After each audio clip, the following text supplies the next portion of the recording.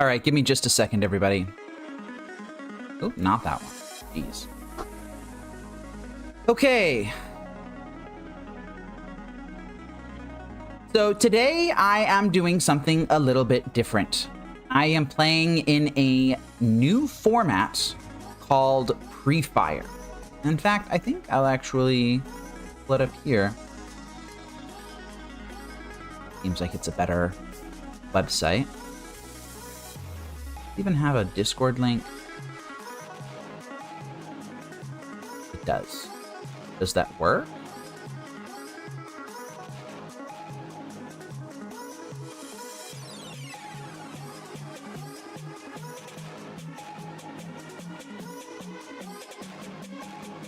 It does. Okay, that's great. No, let's not have my Discord open. There we go. Okay.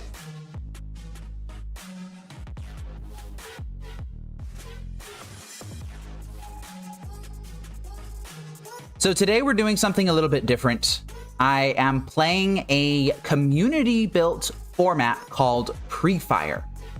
So a lot of people are aware, especially the older Magic players, that Wizards' design philosophy changed with the release of War of the Spark, where they adopted this philosophy called Fire. And I don't really remember what Fire means, honestly. I'm sure that I would remember at some point if I pulled it up, but long story short, cards were more pushed after Fire design was adopted. They were a little looser with their design, more mistakes slipped through the cracks. And a lot of folks decided that the release of War of the Spark was a really big turning point in how Magic functioned as a game. So as somebody who got into the game before Fire design took off, and who played a couple of years before Fire came out in War of the Spark, I remember quite distinctly how Lantern Control used to operate in the days of Whir of Invention. For example, when Whir of Invention had more or less just been released, we got Blooming Marsh and Whir of Invention and Inventor's Fair in the Kaladesh sets. And this format is going to be very good at demonstrating what Lantern Control was like in those days, in the days before Karn the Great Creator, specifically. But in the days before the Mox Opal ban, even. So, we are playing Prefire today. Prefire is a static format, which means that it does not have new cards printed into it. It will be the same forever, basically. And it does have a very clear goal for what the format is going to be like. And it's got pillars. So these cards will remain legal and powerful within Prefire, and they will ban cards until these cards are either good or not broken, I guess. And those cards are Splinter Twin, Birthing Pod, Faithless Looting, Mox Opal, Tarmogoyf, and Noble Hierarch. So, as a format that is centered around these cards, which many would say were the pillars of the modern format a while back, you have to really be playing one of these cards in your deck, and Lantern Control in this format really wants to be playing Mox Opal. This is before the days of March of Otherworldly Light, Prismatic Ending, Static Prison being legal in Modern. So playing out artifacts wasn't as much of a liability as it is now. So you had Assassin's Trophy legal in this format, you had Maelstrom Pulse legal, but you really didn't have many catch-all answers. You more had to be aware of sweepers from the sideboard like Shatterstorm, Creeping Corrosion, Fracturing Gust, stuff like that. It does maintain a ban list. You can see their entire ban list right here. What's not on the ban list, but is instead on their watch list is Sensei's Divining Top. That's right, Sensei's Divining Top is not banned in this format. It is legal to play. Alongside, you know, Dread Return, Glimpse of Nature, Green Sun Zenith, Thopter Foundry, Punishing Fire, which I don't think should be banned at all, and Seething Song, if you are a Storm aficionado. You can play a lot of different classic decks in this format. You've got Classic Affinity, you've got Classic Infect, Blue Moon is legal, you have Splinter Twin, Tarmo Twin, all those sorts of variants are legal. Adnaz is legal. I don't believe Simian Spirit Guide is banned. Yeah, Simian Spirit Guide is not banned, which means that they're going to have access to the Lightning Storm kill that that Ad Nauseam used to play. And of course, you know, Birthing Pod is legal, so just play Birthing Pod. And of course, you've got a ton of mid-range decks, including Jund, which is one of the pillars of the modern format of old. So there's a bunch of stuff down here. You can build a deck, throw it through the validator to make sure that it's good to go. You can join their Discord, which is what I did when I was preparing for releasing this video. And there's just a bunch of other stuff. They have a section on here where it says what differences it has from 2015 Modern, which is a different format. This is an older format from an older time in Modern. And yeah, I figured this would be a really good opportunity to showcase what Lantern Control used to look like 10 years ago and how it used to operate.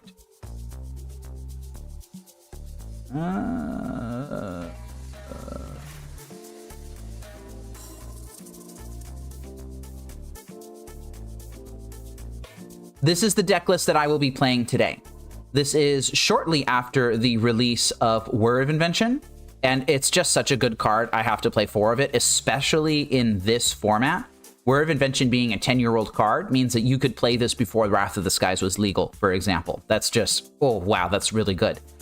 And Sensei's Divining Top is legal in this format, so I am playing 3 of them. I saw some Lantern Control lists that have just one kind of haphazardly thrown in, but I'm willing to bet big on Sensei's Divining Top. And I'm betting so big that I have gone down on Lanterns and down on Mill Rocks. I only have 8 pieces of the Lantern Lock in total in this deck. The rest of the deck is chock full of interaction. We've got your standard Ensnaring Bridge, Pithing Needle, Grafdigger's Cage. Now, the Underworld Cookbook hadn't been printed yet, which means that we're back on Collective Brutality. But I have taken some lessons from how we build Lantern Techs today and kind of backported those to this build, which means this has 4 Inquisitions, 4 Thought Seizes. It's got a removal spell in the main deck. The mana base doesn't have a bunch of tech lands in it. We've got 1 Academy Ruins and 1 Inventor's Fair. And we do have a couple of Glimmer Voids. I'm willing to play Glimmer Voids in a slower format that doesn't have access to main board artifact hate usually. But yeah, we got fetch lands in this deck. Fetch lands in Lantern Control is something that we just did not do back in the day. It just didn't happen. We were willing to max out on River of Tears, on Botanical Sanctum, on Darkslick Shores, before we put even a single fetch land in any Lantern deck. So fetch lands are good. I don't know why we were so stubborn about them for so many years, but I'm not being stubborn about them anymore. Sideboard is got a lot of classics in it. Welding Jar is more important in this format because there was a lot less exile-based removal. I've got additional discard. I've got some graveyard hate. I've got my Pithing Needle in there. Assassin's Trophy is an additional copy. Combined with Quiet Disrepair will help me hate on Stony Silence, which we will see today, I'm sure. Unmoored Ego is there for combo decks. And an old favorite of mine, Mechanized Production, which I genuinely believe is going to be a good card in this format, specifically to beat big decks like Tron. Slap a Mechanized Production on a Pithing Needle, and they don't really have many outs to that. You can... oh... no, you can't Oblivion Stone. Karn the Great Creator hadn't been printed yet. Karn Liberated gets shut off. It shuts off the recursion ability of Worldbreaker. There's a lot of stuff that Tron has that they won't have access to because of Mechanized Production on a Pithing Needle. Now, We will see a lot of classic interactions today, and I'll be explaining those as we go through. But for now, I think that's enough of the deck tech. Let's go ahead and jump into some games. Prefire doesn't have a proper format in Magic Online, so I've had to ask the community for some help in getting some stuff ready. I have someone who is ready and waiting for me, so let's go ahead and start up round one here.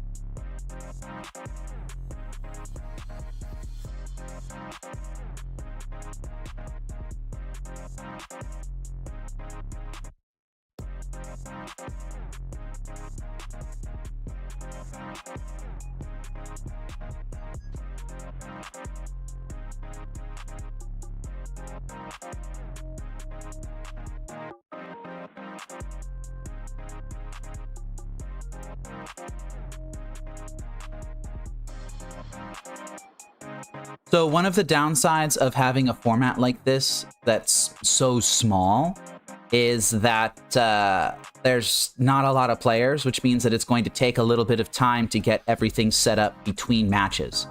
Because of that, I might not actually have a full 5 matches today. I might only have time for 3 matches or so, but I will still do my best to get everything sorted. That being said, I'm live right now. If you are watching this through the live stream, if you're watching this on YouTube, then tough luck. I guess just join the Prefire Discord. It's linked in the description. But if you want to build a deck, you can go ahead and join the Prefire Discord. I should have that linked here somewhere. And yeah, build something cool. Maybe take one of their community lists and let me know that you'd like to play. I am in the freeform best of 3 section in the specialty tab on Magic Online. Let me see. I'm gonna actually make sure that I've got this linked. Give me a minute.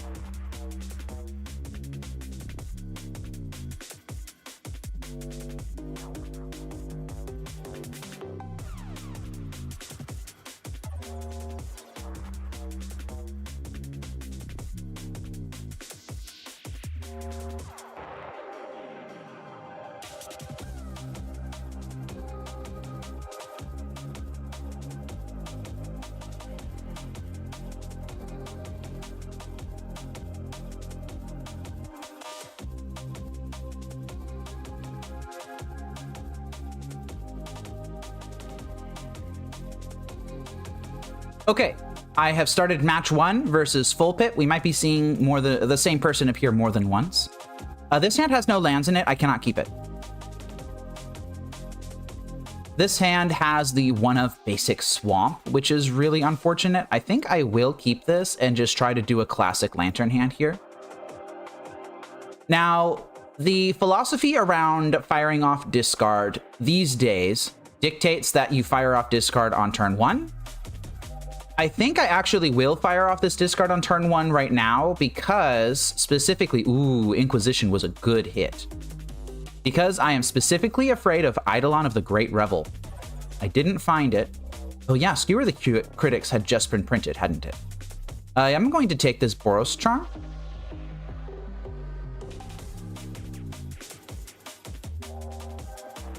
And write down their hand. And I think I'm going to play out this Mishra's Bauble, and I'm going to pass turn. Now, Burn is going to be a really bad matchup. What I'm looking for in this matchup is specifically Collective Brutality.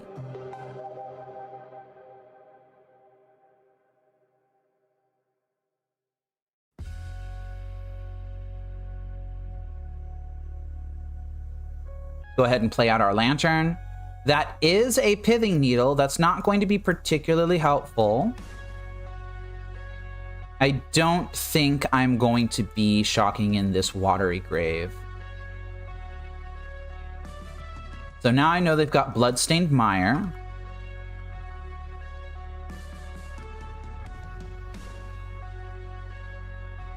And I think I'm going to cycle Mishra's Bauble one time. Oh, Whir of Invention. I really don't want that. Honestly, I am going to Thoughtseize myself here. Go ahead and Thoughtseize myself. I will discard this Whir of Invention. So I know that they have an instant speed burn spell in hand right now. Because they were looking to pay costs for something. Okay, fetching with Pithing Needle, that's fine. And I think I will just name Arid Mesa here. Sunbaked Canyon hadn't been printed yet.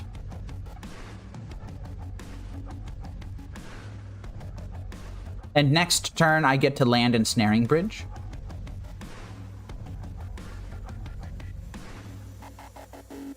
There we go.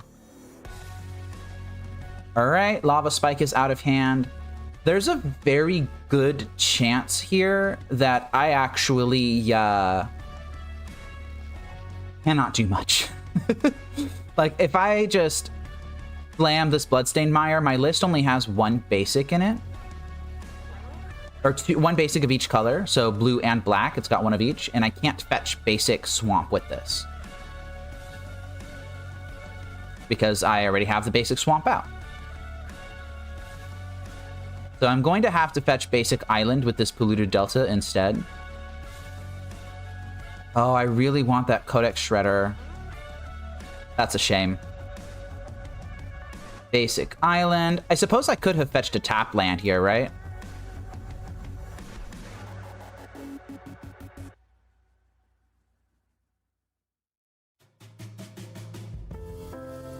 Okay, Monastery Swift Spear is a dead card. They're going to cast it anyway, because that's what their deck does. And I'm worried about Boros Charm here, so I am going to not fetch.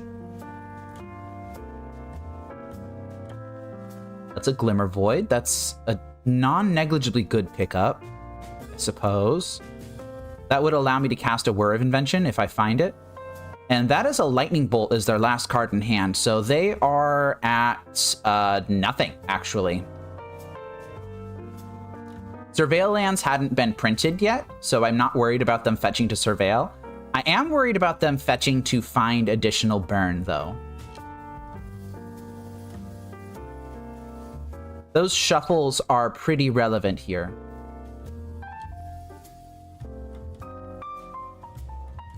Okay. Pyxis is down. And I am just going to sit here at 2 life. There's a very good chance that I just die. Looks like my opponent has gotten quite a bit unlucky, actually. They've got a lot of dead draws. That Lightning Helix needs to go.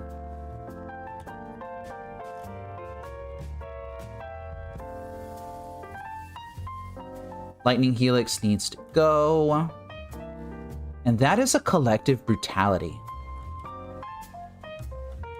I like that, actually. I'm going to keep it. And I'm going to use it to just gain some life.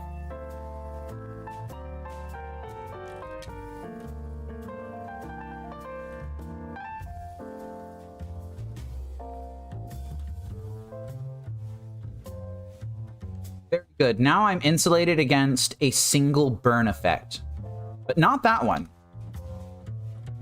Not that one.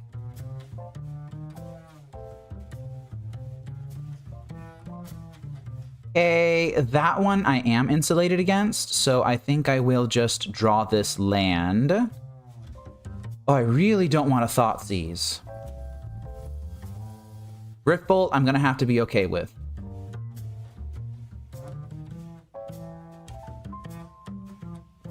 And I have to mill here. I just have to. Yeah, that's fine.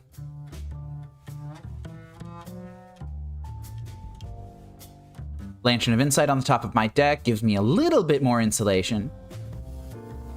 And even though it looks like I have a really good lock, this is not over in any at all. It's just not over. I am going to exile the top here. Like, my opponent just has so much stuff that can try and kill me.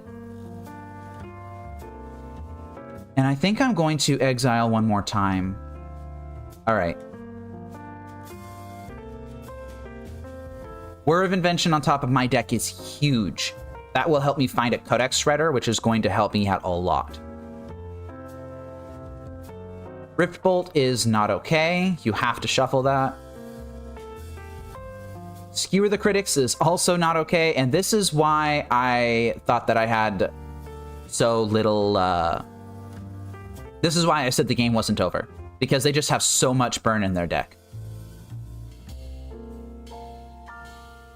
This matchup is going to be very hard. Okay, so they take game 1 fairly quickly, actually. I got a little bit of a weak lock going. I drew a lot of lands. And the fetching actually kind of hurt.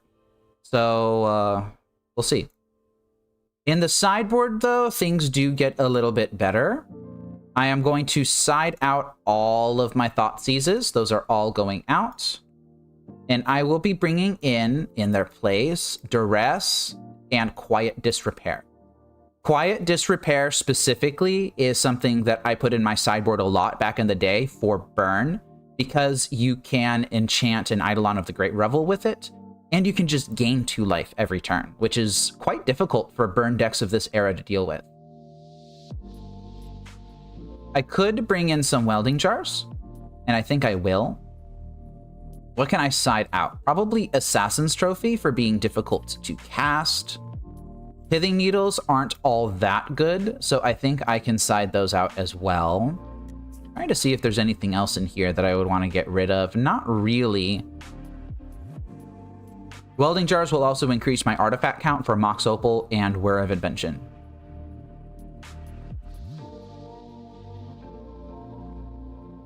Okay, I would like to be on the play again. And we've got that basic swamp causing trouble again. I think I will keep this, and I'm going to lead on Sensei's Divining Top.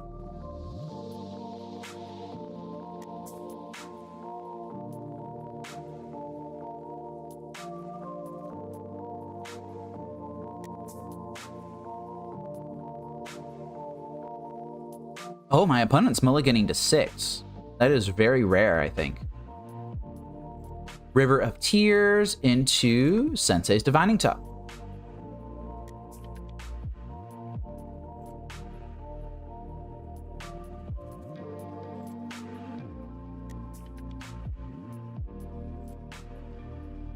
Chalking in a Sacred Foundry for a Monastery Swift Sphere. That's expected. And I think I'm going to spin top on my upkeep. I kind of want these. This one I don't want. I think I'm going to take Glimmervoid and then Inquisition. There we go. So Glimmervoid on top of my deck. Top already looking great, by the way. Ooh, Eidolon, that's got to go. I will put that Mishra's Bauble into play. So I have a Grafdigger's Cage underneath of a Glimmervoid on top of my deck right now. Okay, they've got another Swift Sphere. Oh, I probably should have written down their hand.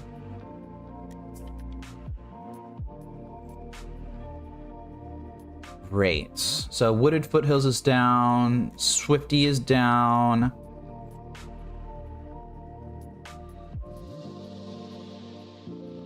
Riftbolt is out of their hand.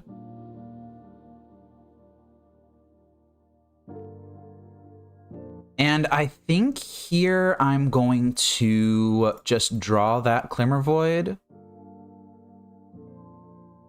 And I don't know if I'm going to be dropping in Snaring Bridge. Actually, who am I kidding? I'm dropping in Snaring Bridge.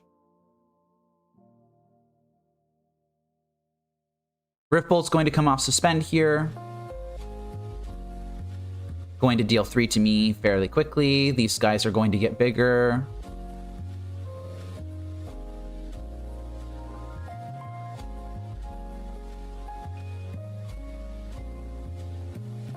They are ordering things correctly, which is good. Lightning Helix, huh? Okay, I'm falling to 5. This is pretty scary, actually. Now, on my upkeep, I am going to fire off this Whir of Invention. I'm going to tap this Ensnaring Bridge. I wish there was something that I could grab. Like, I wish I had a Spellskite in the deck, honestly. I think I'm just going to grab a Lantern.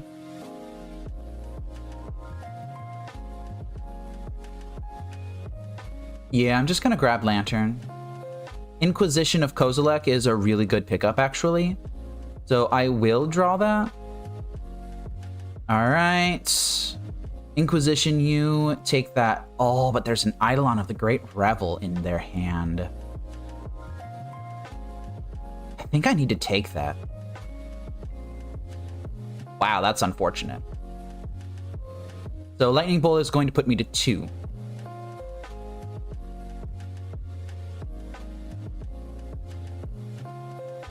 Goblin Guide will come down. It can't attack. And I think it's time for me to pop my Mishra's Bauble here. I'm going to activate top in response.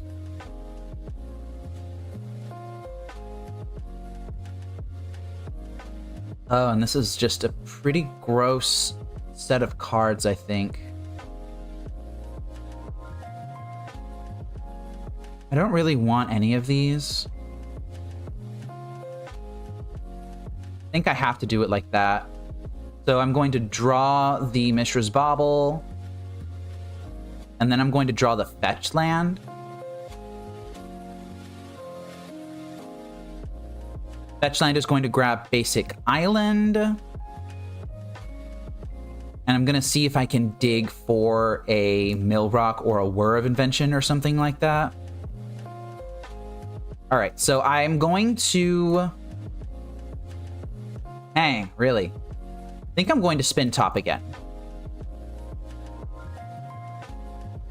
I don't want any of these. I don't want any of these. I think I'm just gonna concede the game. That is really unfortunate. So I was looking for a Mill Rock of some sort. I didn't find it. Top saw a lot of cards. Top saw a lot of cards. But it didn't see enough cards. Because I was really looking for a Whir of Invention or a Mill Rock, and I just couldn't find it. So, yeah, that is what it's like to play Lantern Control against Burn in 2017-ish. Is you look for cards, and you don't find them, and then you get burned out, because Burn has just so much redundancy in their deck that it's really difficult for Lantern to deal with it. Like, I had the Boros Charm on top of their deck that they couldn't handle, that I couldn't handle. The Eidolon of the Great Revel that I found the Inquisition for just in time. But still, it was nasty. Okay, let's move on to round 2, if I can line it up.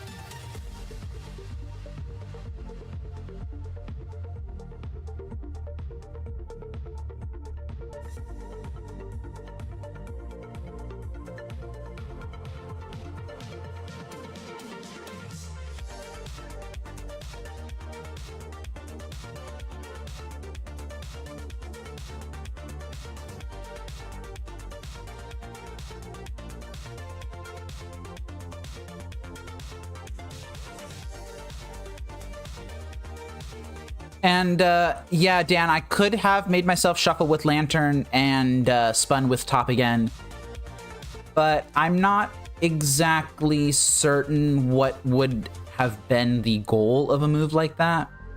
I would have needed to find a Mill Rock, and then they would have needed to not have anything underneath of that Boros Charm, and I would have had to find another Lantern somehow. I suppose top would have allowed me to continue digging for something like that, but I was so far behind in that situation anyway that I'm not sure it would have mattered. Your line would have been correct if I was actually like playing for money or something like that, but I'm doing this as a showcase. I'm not going to be tryharding too much today. I'm mostly just trying to show y'all like what the format would have looked like, with the exception of freaking Sensei's Divining Top for some reason. But yeah, I'm gonna continue to wait for another person to meet me in this room, and I'll let y'all know once that is up.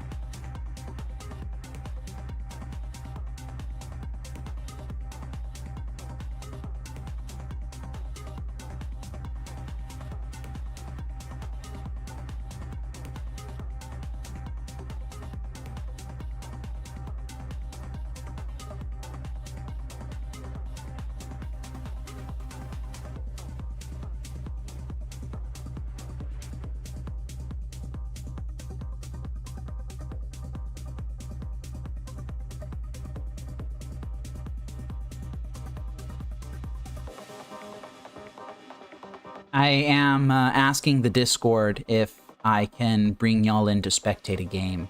They've got one running right now, I just don't know what the etiquette for something like that is. I'll keep y'all updated. Hopefully we get to watch while we wait for the next round.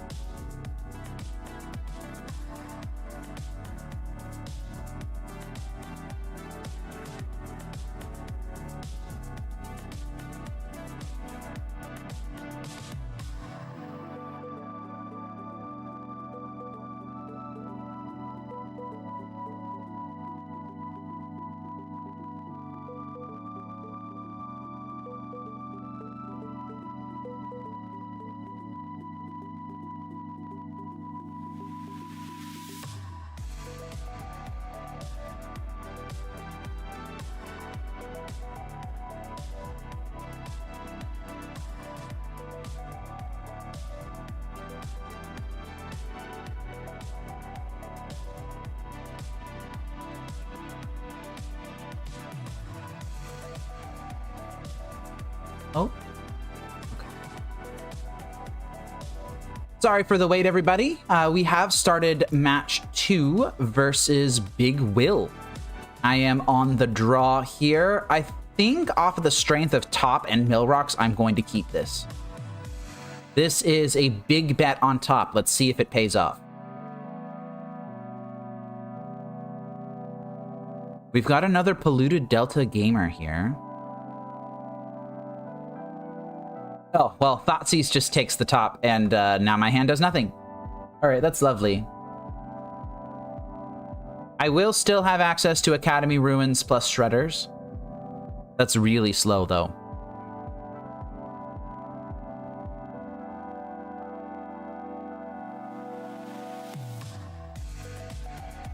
Going to play my Dark Slick Shores into Shredder and pass turn. Celestial Colonnade. They are playing some sort of control deck. Milda Mox Opal. That's not terrible. Not terrible. Ensnaring Bridge is a decent pickup, I guess. It will eventually become relevant. Right now, I'm going to just play Pyxis into Shredder.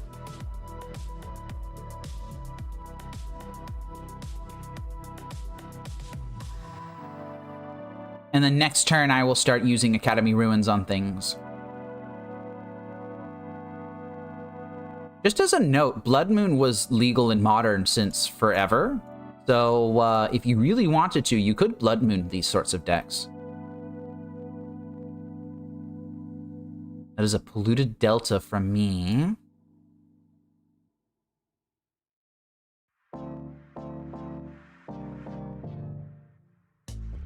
They're doing something here. White, blue, black for an Esper Charm. Drawing 2 cards. Now, these were the days when control decks would unironically play Sphinx's Revelation as a top end. Let's see if Big Will has chosen to play Sphinx's Revelation or not. Esper Charm, that's a really interesting card here. I think I'm going to put top on top of my deck.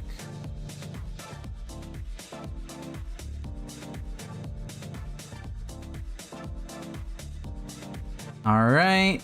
Sensei's Divining Top will come down at some point. Oh, they didn't counter it. Okay, and now I get to spin top with an insane amount of consistency here. I am digging for a discard spell. And I'm also digging for Lantern, actually. So I'm going to start by spinning top. Yeah, let's go ahead and grab that Thoughtseize.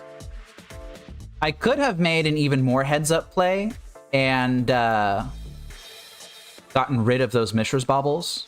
Chose not to do that, probably because I hadn't really thought of it first. Fatal Push, Torrential Gear Hulk, and 3 lands. That's great. Okay, so now I have some options.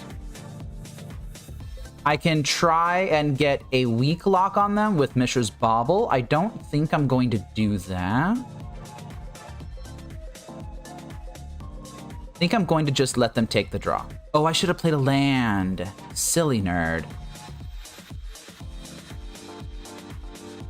Torrential Gear Hulk is out of their hand now. Basic Island is down. Looks like they're just activating Celestial Colonnade. I'm going to take the hit. I'm not that worried about it right now. Ceremonious Rejection is legal, but Consigned Memory hadn't been printed yet.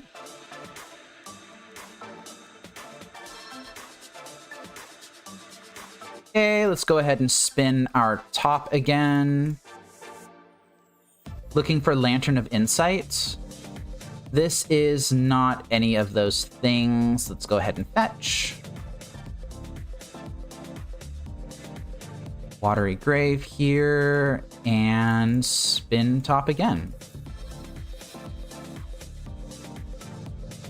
Island, Polluted Delta, Thoughtseize on top of my deck. Okay, I will take the Thoughtseize. I think I'm just going to hold that in hand here. Play out my Ensnaring Bridge, pass turn. I know I don't want the 2 lands on top of my deck, so I am going to be getting rid of those. With Pyxis, then with Shredder, and then with top here, I'm going to try digging for a Lantern or a Whir. That's pretty good. I think I'm going to put Whir underneath Lantern. And now we are going to Thoughtseize Lantern, and that should be game.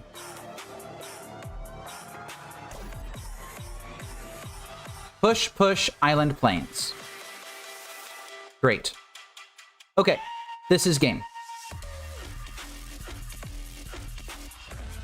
Yeah, you may not have Sphinx's Revelation. Once again, unironically playing Sphinx's Revelation because it was actually a good card. No to Cryptic Command. Preordain's legal. I'm gonna say no to Preordain. Fairy Hero of Dominaria, huh? They just had 3 bangers in a row. A spin top. See what I can find. A whole lot of garbage.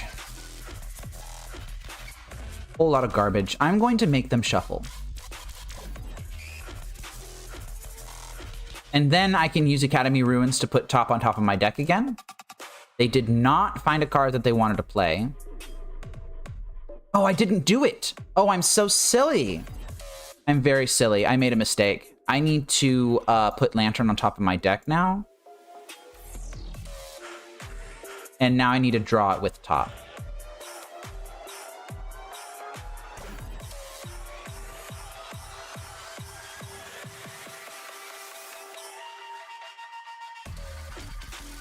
Okay. Oh, that's interesting. That didn't actually do the thing that I was looking for it to do. I thought I had it had control held down so that I could activate top in response to activating top.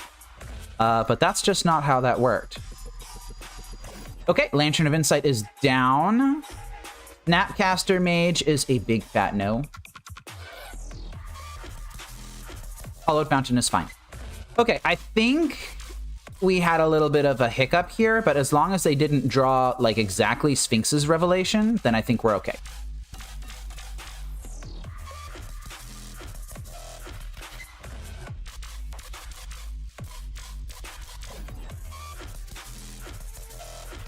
And they've conceded the game. My opponent agrees. Okay, well played. Well played. That was an excellent showing of how Sensei's Divining Top can really enhance the Lantern control experience, I think. So let's go ahead and start bringing in our big stuff. I'm going to bring in Duresses. Grafdigger's Cage I'm going to leave in the deck, actually. Pithing Needles I'm leaving in the deck. There's a lot of stuff that I'm going to be leaving in the deck, I think. I think I might take out a bridge. And just leave myself with 2 bridges. And honestly, I think Mishra's Bauble could probably come out. I think Mox Opals could probably come out, some number of those. And genuinely, I think they're going to have some number of disenchants. I just think 12 discard spells is enough to handle those. I could bring in Mechanized Production as a way to supercharge my lock, bringing me up from a low amount of resources. I think I'm going to try that.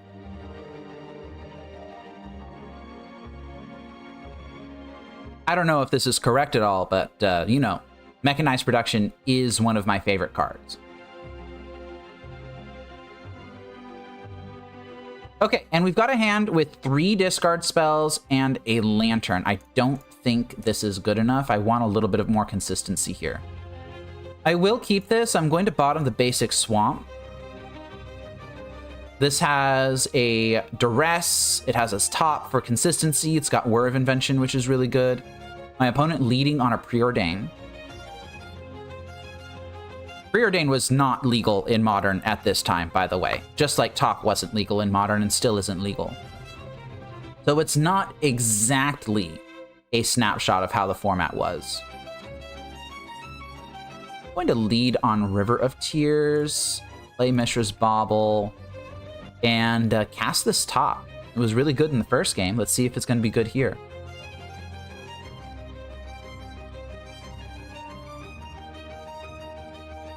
So now my opponent has drawn both cards that they scryed to top off that first Preordain.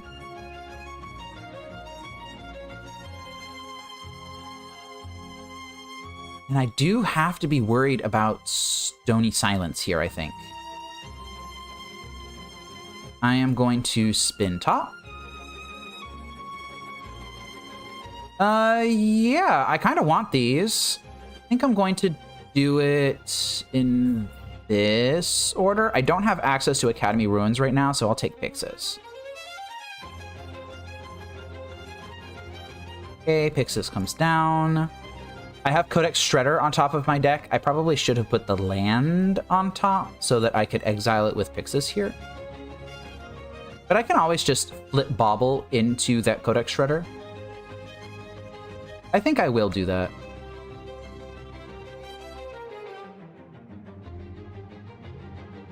That's assuming that this Pyxis resolves. They could mana leak it. They could logic knot it. We didn't have access to Counterspell in those days, so you kind of had to do stuff like this. Wow, and they have the Ceremonious Rejection in their sideboard. That's crazy.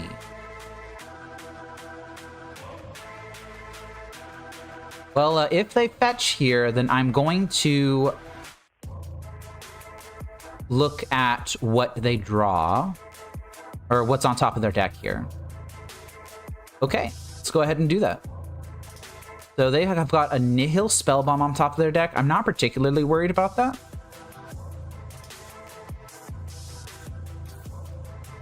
Kind of glad I kept the Codex Shredder on top of my deck now.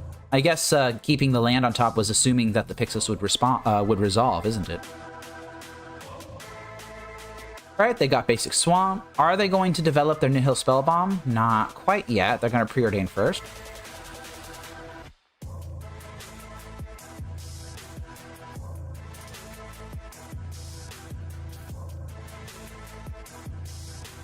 I think I'm going to spin top on my upkeep here.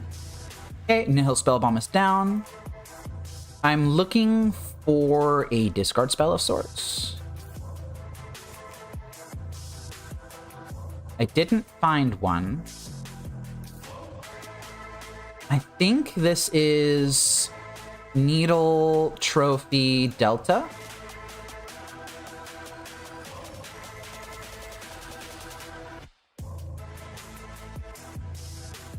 I'm going to play out the Delta. I've got Trophy on top of my deck right now. Let's see if they've got any bangers in hand. Rejection, Click, Hollowed Fountain, Esper Charm. I think I might actually take... Ooh, it's a really tough call. Rejection would allow me to play Codex Shredder. Taking Rejection would allow me to play Codex Shredder here, which would allow me to dig for more discard. I think I'm gonna be okay with that. And I am going to shock in a Watery Grave, and I'm going to play out my Codex Shredder. So they have Vendilion Click,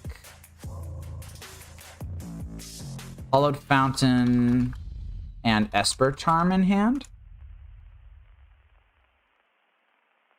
There we go. I don't know what's on top of their deck, unfortunately.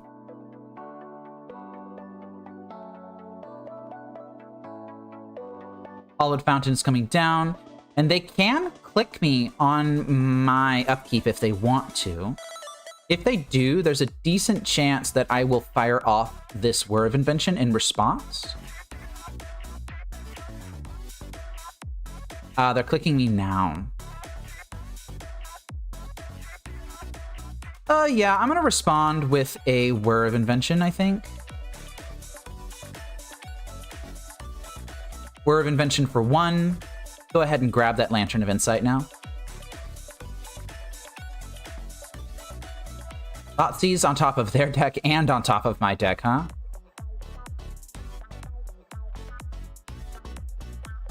So they had me draw the Thoughtseize. I will be firing that off immediately. Esper Charm and an unknown, Polluted Delta. That's great. Okay, and now I just have to deal with this Vendilion Click before it kills me. Thoughtseize on top of their deck. They have it in hand now. I'm not going to be worried about that. What I am worried about is not finding a answer to this Vendilion Click in time. So I'm going to be digging for that. I have Collective Brutalities. I have other stuff that can answer this. I have Ensnaring Bridge. Whir for Ensnaring Bridge will work.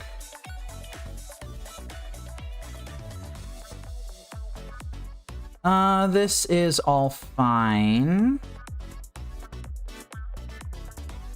I don't necessarily want that additional Pyxis right now, so I'm just going to drop this. Maybe I'll exile it, maybe I won't.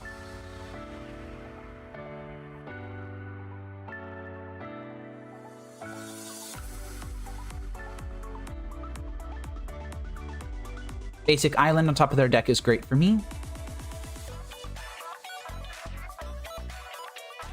I don't know if I want them having that Spell Pierce yet or not. We're going to have to find out. And we're going to find out by spinning top. This is why top is banned in so many formats, by the way. I don't want Pithing Needle right now, so I'm going to go Swamp, Pyxis, Pithing Needle.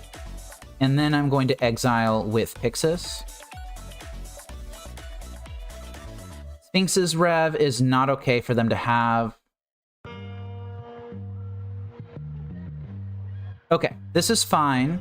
I will draw the Pyxis and take that island out of their hand. And I'm going to wait. I have plenty of outs. I have a ton of consistency available. I'm sure that I'm going to find an answer to this Vendilion Click eventually.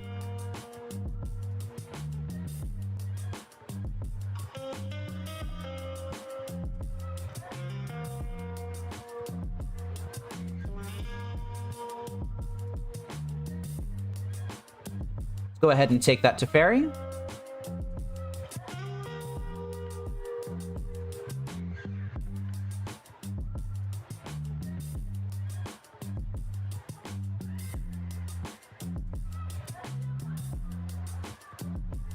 I think they're deciding on whether they want to pop the Nihil Spellbomb right now. They are going to pop it. They're getting ready to cash that card in. I'm going to exile in response. Yeah, I don't want them having that Snapcaster Mage either. All right, Polluted Delta is their draw off of it. That's fine. My graveyard gets exiled. We each exile the top card of our decks. I am going to spin top because I have the mana to do so, honestly. But I think I'm going to draw this Pithing Needle. I could float Pithing Needle underneath stuff, so I'm going to do that. And now I get to exile the top card of everyone's deck. That is a Celestial Colonnade. I'm going to go ahead and draw the Pithing Needle. And I'm actually going to Needle the Colonnade. This will allow me to draw Collective Brutality as an out to the Vendilion Click.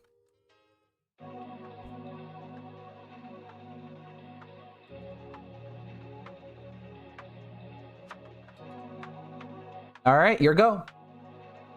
I will fall to 1 life here. Ah, yeah, Hieroglyphic Illumination. I remember this card. This was a pretty good card back in the day.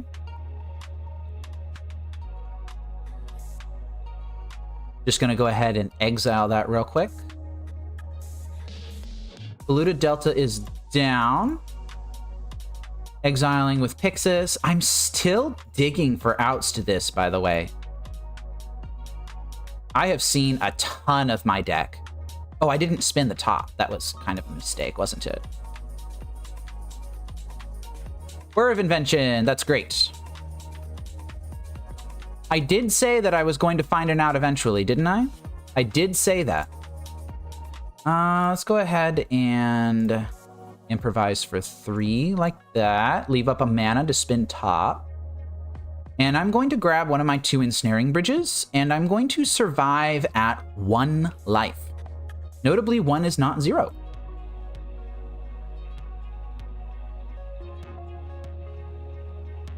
And this game's wrapped up. It's going to be very difficult for my opponent to come back from this.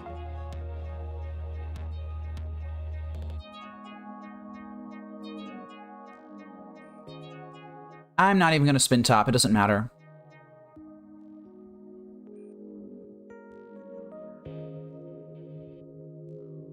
Going to Inquisition myself. It's just easier that way. And now we just do the standard Lantern control stuff.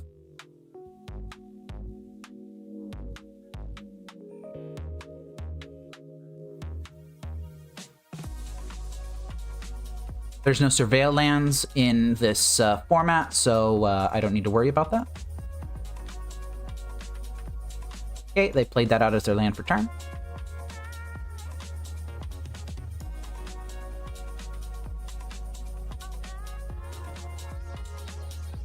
And let's just do Lantern control stuff. They are fetching in response to the Pyxis. Okay, that's great. I will mill myself. I will spin top.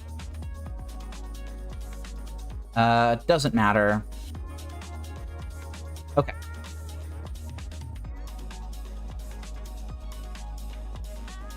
And we're doing fantastic. Oh man, Sensei's Divining Top is so strong. I did not realize how strong it was. That's insanely strong.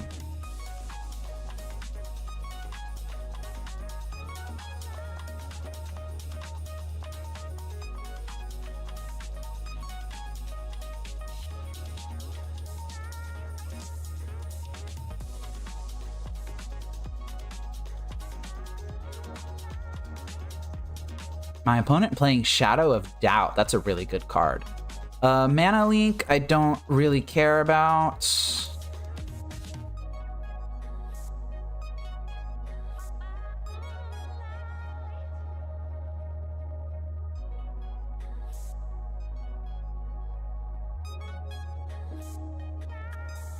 That I care about.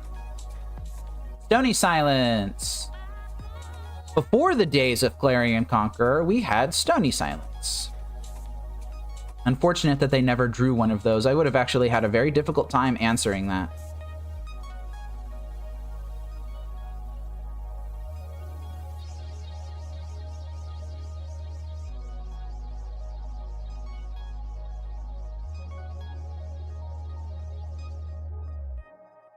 They're fetching to keep it in the deck.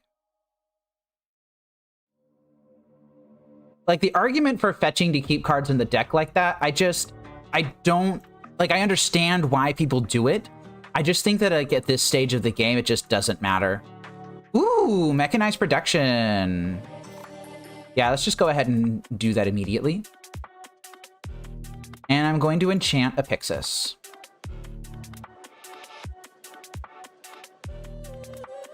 Oh, yeah, they had Mana Leak. Right. Oh, well. I don't think it matters that much.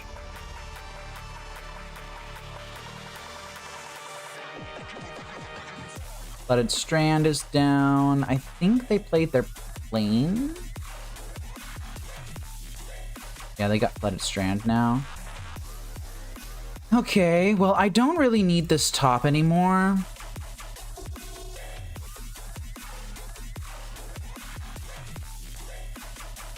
Monastery Mentor, huh? Yeah, you got it. Oh man, I love all these old cards. I forgot all of these old cards are so cool. Cryptic Command, Monastery Mentor, Vendilion Click. Just don't see play anymore. Celestial Colonnade even. Sphinx's Revelation.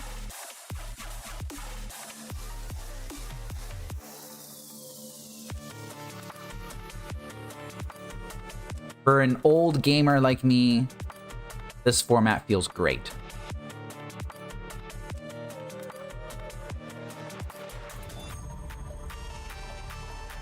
All right, let's go ahead and start doing a little more aggressive milling here.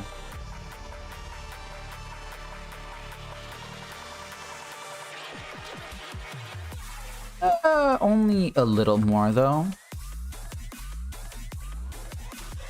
Snapcaster Mage is no good. They're fetching to keep it in the deck. Ah, yeah, Mystical Teachings. Let's take that. Preordain, let's take that. I am going to exile this Thoughtseize on my upkeep. Okay, great.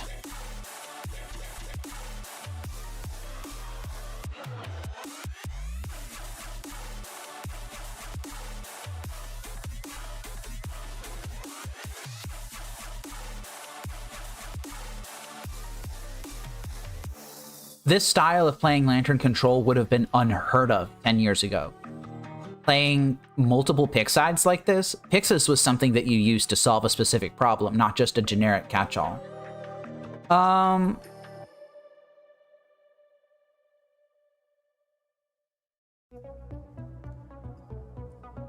Okay, well, that was a lot of fun. Honestly, I had a lot of fun getting hit by, what's that card called? The deck called Burn. I had a lot of fun losing to Burn, but I had a lot of fun playing against this too. This is a really old school, just Esper control list, having a lot of cool cards in it. I had a great time. Let's see if we can get another game in. I will be back.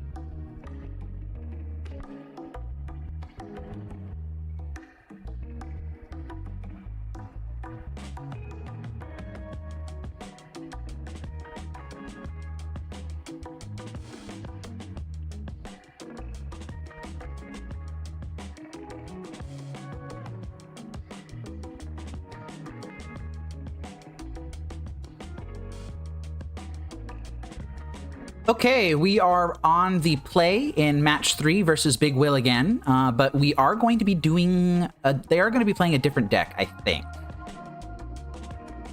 This is just part of what happens when you play a format that has not a lot of adoption yet, is sometimes you play against multiple people at the same time. It's kind of nice. Okay, what does this hand do? This hand goes Inquisition into Collective Brutality into Ensnaring Bridge. It's got a little bit of redundancy with that Academy Ruins. I think I will actually keep this.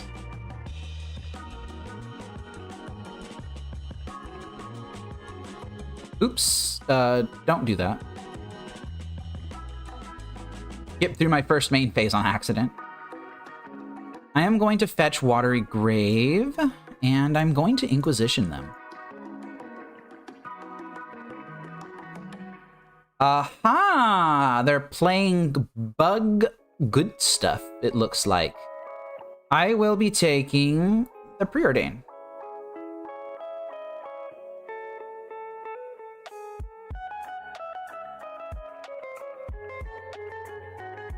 It's a shame that I didn't have access to Thoughtseize there, because I would have loved to take the Jace the Mind Sculptor.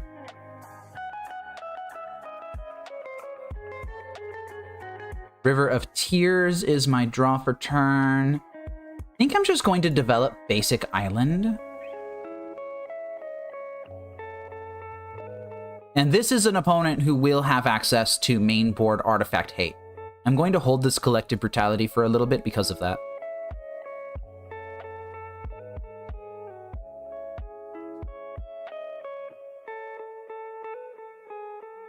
Polluted Delta is a card that I hadn't known about yet. And they could just have a counterspell. I don't think I'm going to fear a counterspell. I have Academy Ruins. They do have a Field of Ruin, though, so they could go counterspell into Field My Ruins, which I guess is a play that I should have thought of before just jamming Ensnaring Bridge into a mana leak.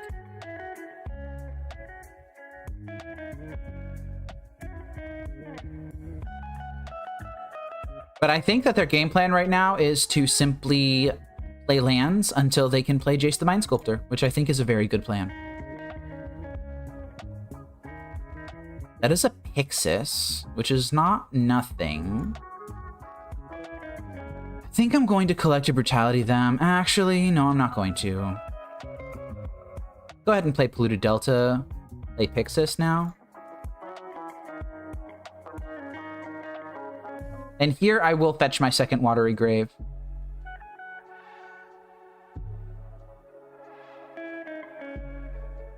No Surveil Land nonsense, just Basic Island. Okay. And here we go. Field of Ruin is down. Jace the Mind Sculptor is certainly coming down here. Here we go. And they are just going to start brainstorming.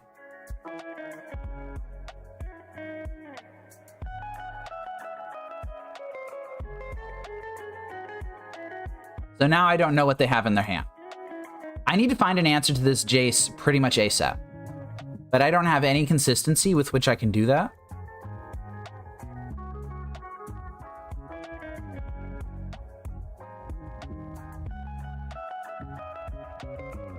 That's another Pyxis.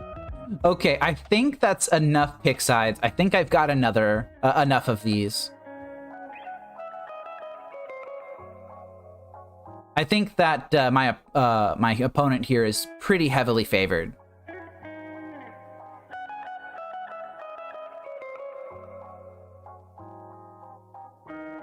Oh, they are fate sealing me here instead. Dark Confidant, huh? You got it.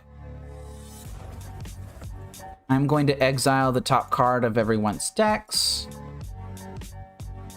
because I knew that they kept the card on top with Jace. So let's try and find something good. Breeding Pool is not something good.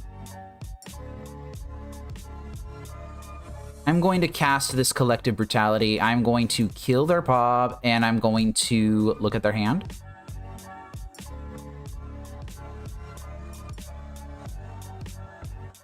Hello? I would like to kill their Bob and look at their hand, please. There we go. That was weird.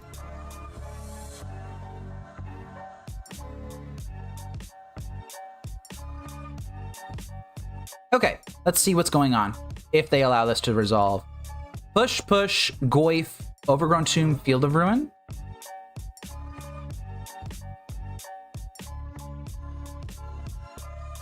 I'm gonna take a push. So they are still digging hard for an answer to what I've got going on. Are they going to take out my Academy ruins? Probably, right? Yeah, here we go. Okay, that is fine. I'm not gonna float mana here.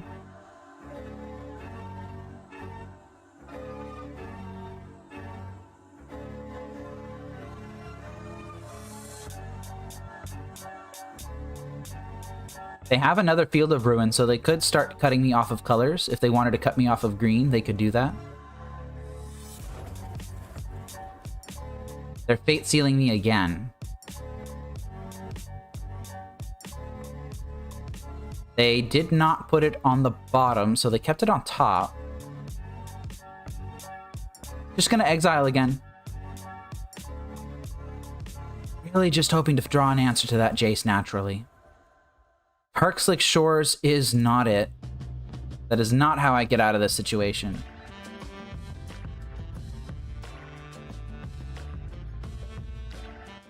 We are playing Prefire today. So this is a community format that is all of the cards from before War of the Spark, basically. It's got a couple of spicy unbans in it. Birthing Pod, Seething Song, Jace the Mind Sculptor's not banned. And the card that I'm playing today that's not banned is Sensei's Divining Top. I've got 3 of those in the deck somewhere.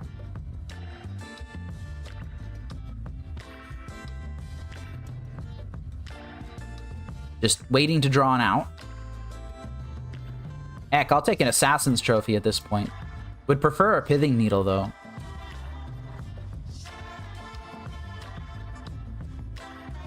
Inventor's Fair, I will take it. Okay. So I'm going to do this immediately. And then I guess I'm just going to hope that they don't have Mana Leak. So I could grab Pithing Needle or the Jace the Mind Sculptor. I could grab Lantern of Insight to try and dig myself into more stuff. Or I could grab the Sensei's Divining Top to really dig into more stuff. I think I am just going to... Oh, I'm not sure. I think... How close is this guy to ultimating? I would get 2 more turns. I'd have to find an answer in 2 turns. I think I'm just going to be safe and boring and just get the Pithing Needle.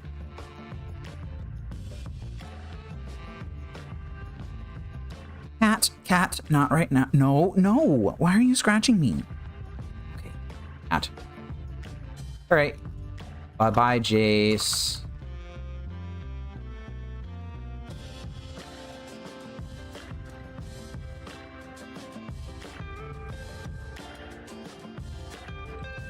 They just have the trophy in hand. Oh, well, it didn't matter what I wanted to do then.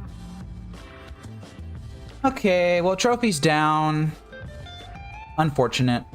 I'm going to have to find another way to answer this Jace now. Overgrown Tomb is coming down.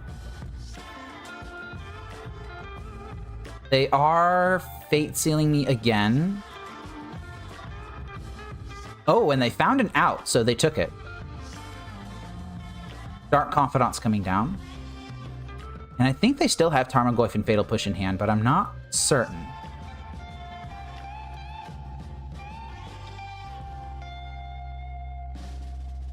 Yeah. I'm gonna lose my green source. That does shuffle my deck, though. So now I'm digging for my other Pithing Needle. Yeah, I think I'm gonna lose this. No consistency. No consistency at all.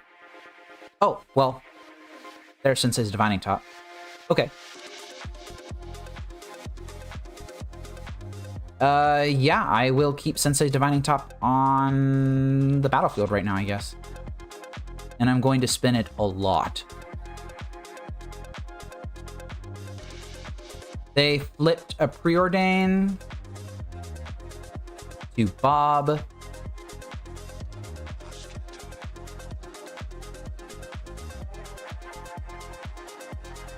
I guess I could have, in response to Jace, activated top and hid the card.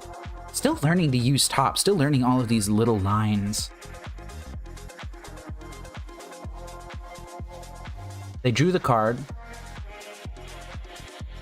So I'm going to spin top. I don't want any of these.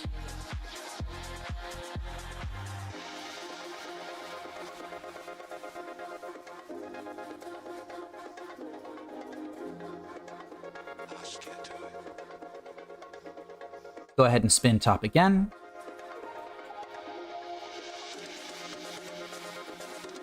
Unfortunately, I don't want the lantern either. That really stinks. Okay, let's go ahead and exile.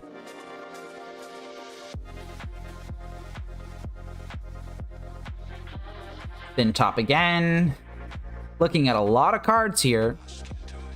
Hope some of them, there's a Whir of Invention somewhere in here. There's not. I'm gonna take the Mishra's Bauble.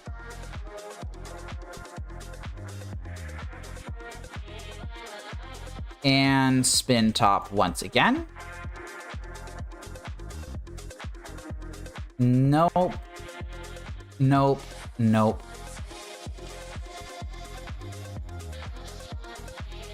All right, so what would need to happen here in order for this to work? I'm not sure. It would have to be like a card underneath like the 4th down, and then I'd have to activate like in response or something. So I could...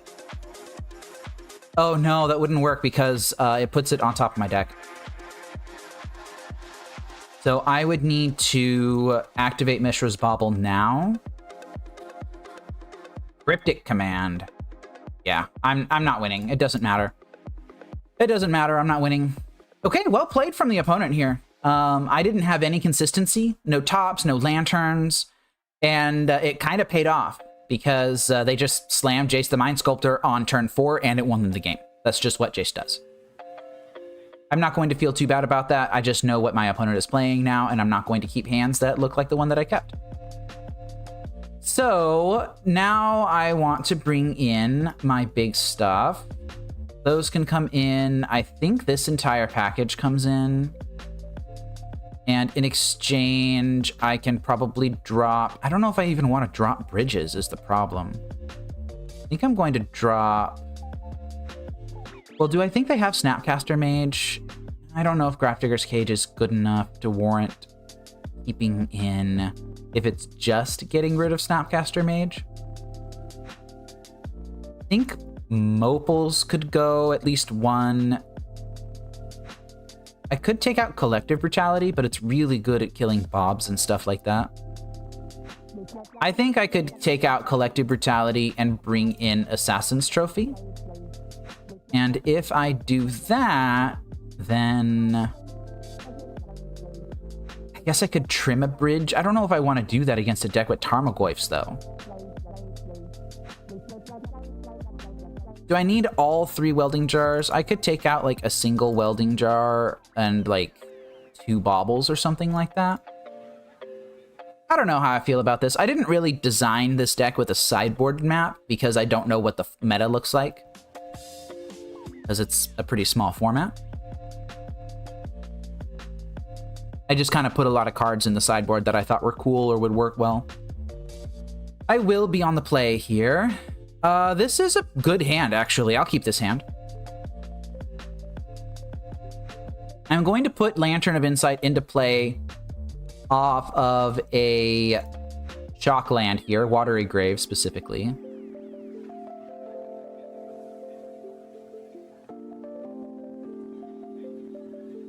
And then I'm going to... Oh, they have the Thoughtseize, though. That's pretty good. That's pretty good. Not much I could do about that.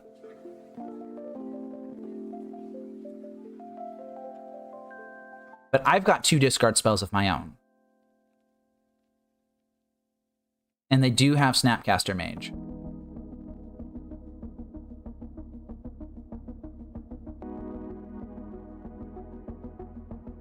Okay, I'm getting Thoughtseized.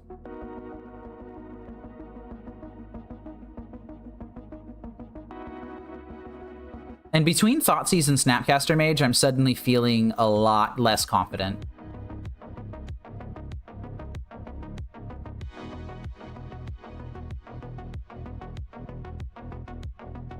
But my hand's pretty good. I can take out a... Ooh, they took out the Duress, huh? So I can take out a single threat that they might have. I can clear the Snapcaster Mage off the top of the deck with Pyxis.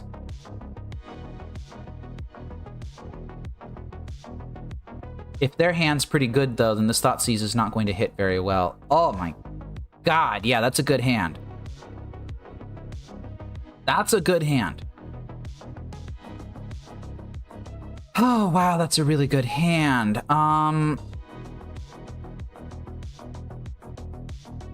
Geez, what do I even take out of this hand? The one weakness this hand has is that it is a little light on mana and it has no threats. To that end, I might want to keep them off of threats for a while and try and find another ensnaring bridge. I think I'm going to attempt to play around Ceremonious Rejection by drawing into a Whir of Invention. I will take the Assassin's Trophy out of this hand. I'm going to allow them to discard me.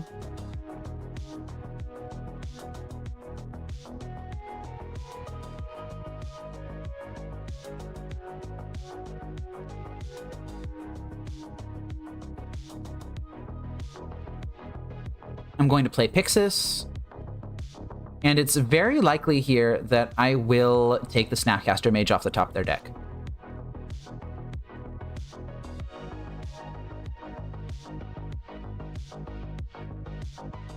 Hopefully they don't have a banger underneath of it. Something like a Creeping Corrosion would be pretty terrible for me right now.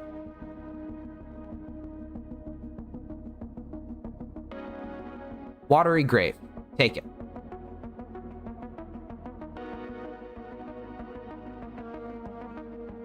And they played Lumbering Falls Pass, huh?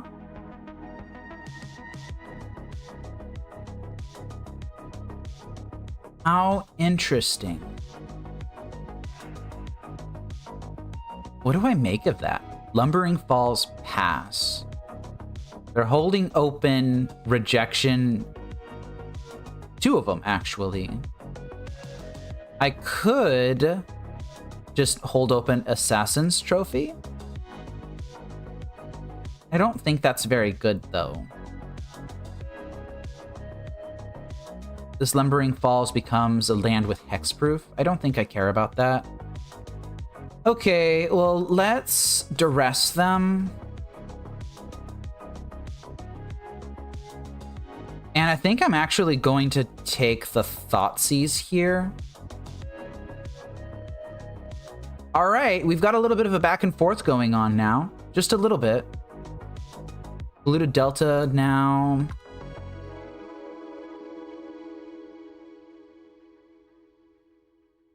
They played it as their land for turn. That's fine.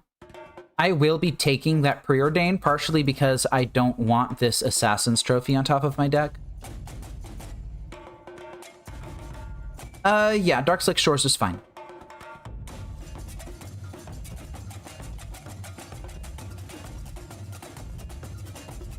I think I'm going to slam Ensnaring Bridge, knowing that it's going to be countered by a Ceremonious Rejection. There we go. That's fine. I got one of those out of hand. Are they going to fetch with Polluted Delta? They are. And that is an Assassin's Trophy of their own.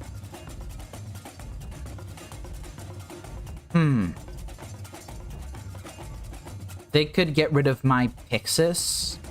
I think I have to take this. Hoping to get a little bit lucky here. That Cryptic Command is not lucky, but I don't think I'm going to sacrifice my Lantern to do that.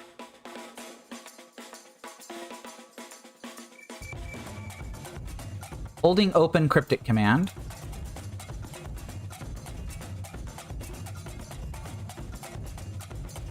I think I will slam Ensnaring Bridge number 2 here. Hoping that they use Cryptic Command instead of Ceremonious Rejection. They're smarter than that. Yep, okay. Once again, not feeling favored here. Nihil Spellbomb. And I think they just hold everything open. Yeah, they're holding Cryptic Command open.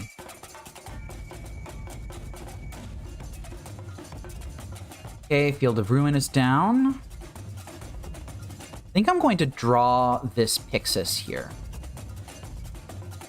Pithing Needle is fine, I guess. Just gonna go ahead and play out Pyxis. Okay, and we've gotten in an interesting position to where I have churned through all of their interaction. And now the only problem I have left is to solve the Cryptic Command problem, which I have only 3 Thoughtseizes left in the deck to deal with that. That's not great. I would actually not mind getting Field of Ruin here, but they didn't do that.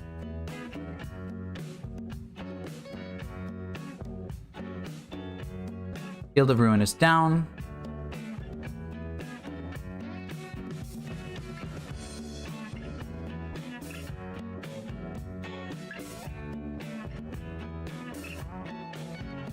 Now let's see what they do here. They're not activating Lumbering Falls. They're not dealing damage to me.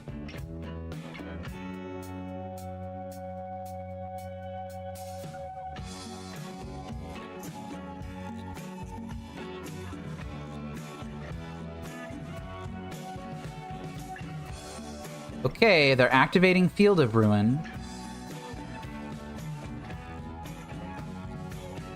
Now, do I fire off this Assassin's Trophy in response? I think I will, actually. I will do this. I'm going to Assassin's Trophy their Lumbering Falls. And there's a decent chance here that my game plan now is just to keep them off threats.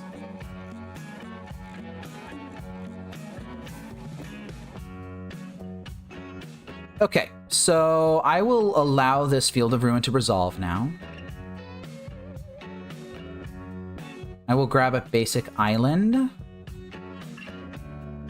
Inquisition of Kozilek isn't really good. I think I'm going to exile with Pyxis. Maybe they cycle their Nihil Spellbomb here. Interesting. Now Eternal Witness is a real problem. I'm going to hold everything open. But they don't have the double green for it. I'm sure they have a basic forest in their deck somewhere though, right? So I'm going to treat it like they can cast that Eternal Witness.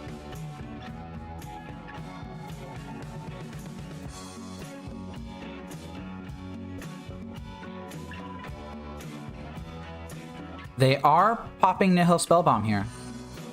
Yeah, I'm going to fire this off in response. I don't want them having that E-Wit if they're going to fight over it this hard. And they are firing off Cryptic Command in response here.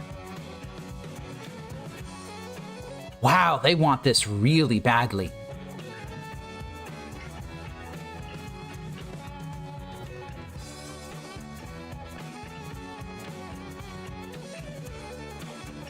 Bouncing Lantern of Insight and drawing a card with this Cryptic Command. Ooh, how dastardly do I want to get? I could fizzle this by making them shuffle with Lantern.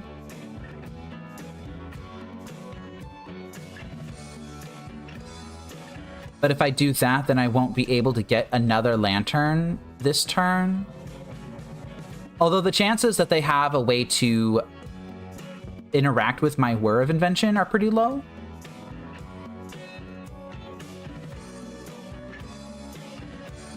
So here's the question. Do I want to sacrifice Lantern to make them shuffle away their Ewit and fizzle their Cryptic Command, which means I only draw 2 cards this turn instead of 3? Or do I want to Whir of Invention for a Mill Rock? Let the Cryptic Command resolve and attempt to keep Lantern around at the expense of a card. I think I'm going to Whir. I don't think I'm going to fizzle the Cryptic Command.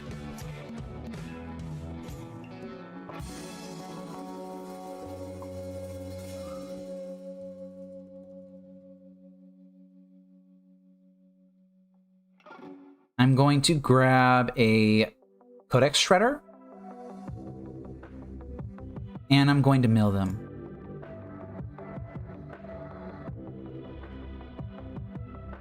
All right, so they have Nihil Spellbomb in hand now.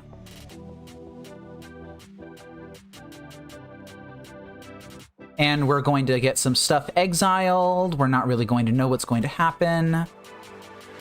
They are going to draw with Nihil Spellbomb here. My graveyard goes.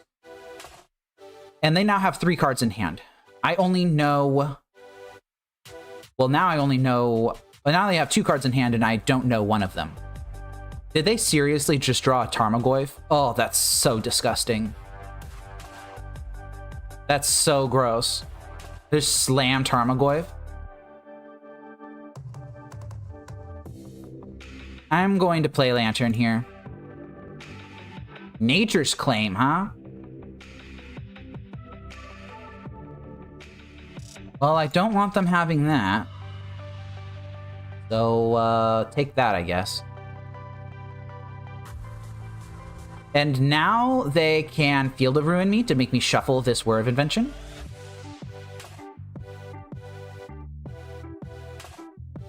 And they are doing that. I am going to just let that happen. I have basic Swamp in the deck still, that's great. Alright, and I need to find a way out of this Tarmogoyf situation basically now. How many Assassin's Trophies do I still have? Anywhere between 1 and 0, because I could have accidentally exiled one with Pyxis and that whole madness. Nihil Spellbomb is coming down. Okay, I need to find an answer. That is an answer. That is an answer. I'm going to draw it.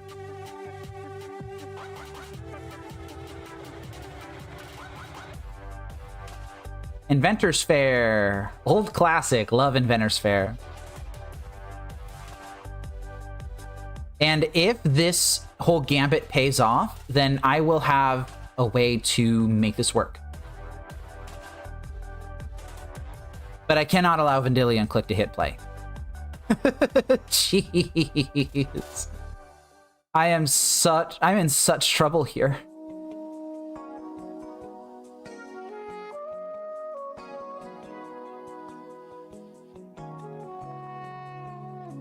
Yeah, I need to take the Vendilion Click, actually. Actually, you know what I'm gonna do? You know what I'm gonna do? You know what I'm gonna do? I'm going to exile with Pyxis right now. See if I can find something naturally on the top of my deck. That would be great.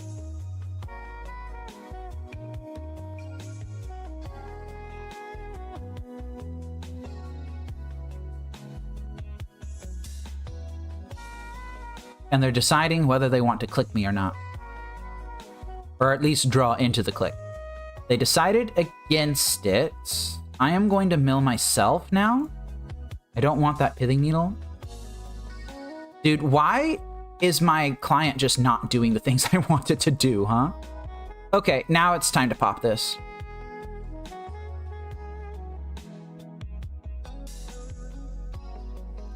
And I'm going to grab my last remaining copy of Ensnaring Bridge.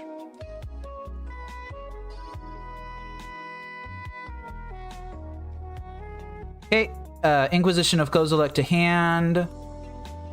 Go ahead and slam Ensnaring Bridge. And they are going to cycle now.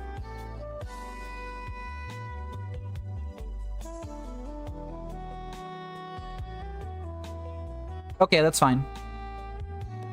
I, of course, cannot allow them to have this Dark Confidant. That's just going to be extra draws every turn for the rest of the game until they die. Would rather just let them have the Tarmogoyf. Okay, and we're in control of this game now.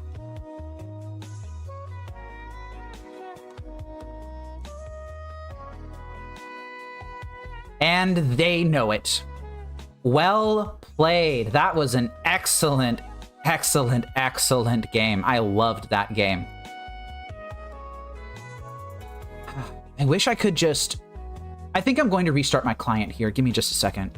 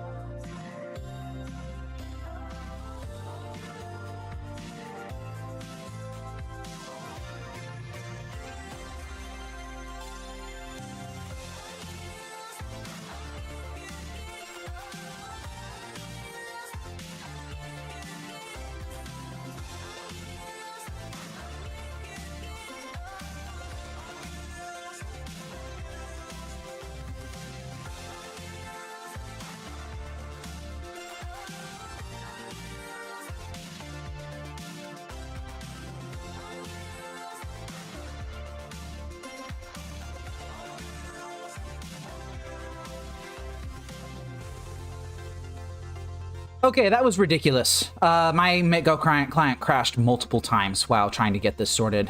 I have 5 minutes left. I am going to keep this hand.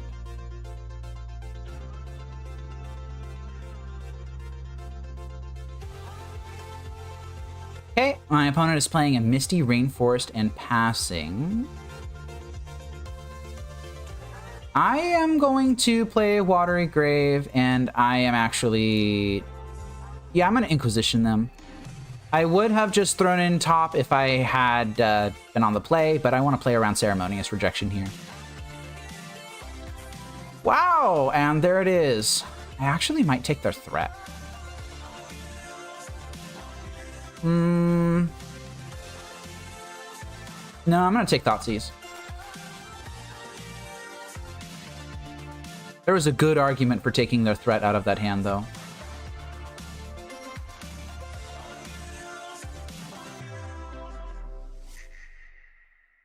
Okay, they're playing Breeding Pool. They're shocking it in. And now I have Tarmogoyf in play that I have to worry about.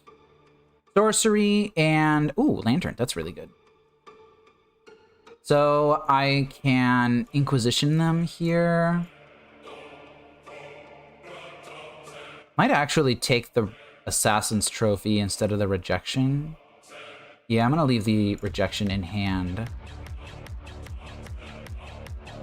Gonna grab a basic island here and play Lantern of Insight. Just at least know what's they're going to be drawing here.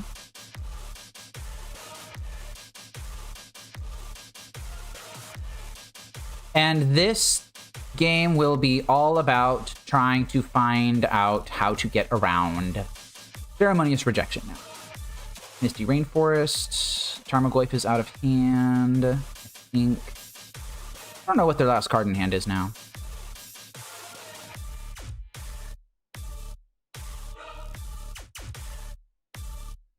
Inquisition's a really good pickup. I am going to play Codex Shredder first. See if they can reject this or not. They don't. Now I'm going to play top. And they reject this one. Okay, that's fine.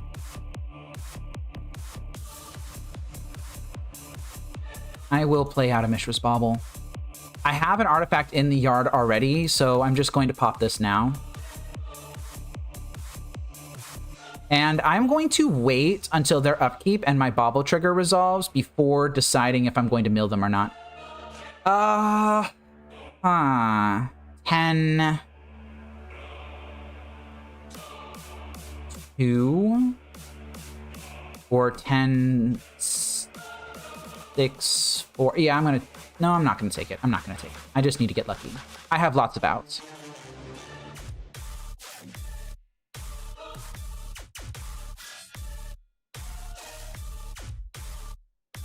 Tarmogoyf is in hand. They're probably going to deploy it. Okay, last card in hand is a Polluted Delta. I don't have to worry about that. I'm going to mill myself here. Trying to find a way to stop myself from dying to all of this stuff. And that is an Inventor's Fair. That's not a way out of this. I'm going to Inquisition them. Actually, no, I'm not. I'm going to hold that Inquisition because these are going to be larger than... they're going to be larger than Ensnaring Bridge would... They're going to be so large that they can't really swing underneath an Ensnaring Bridge, is what I'm trying to say. Jeez.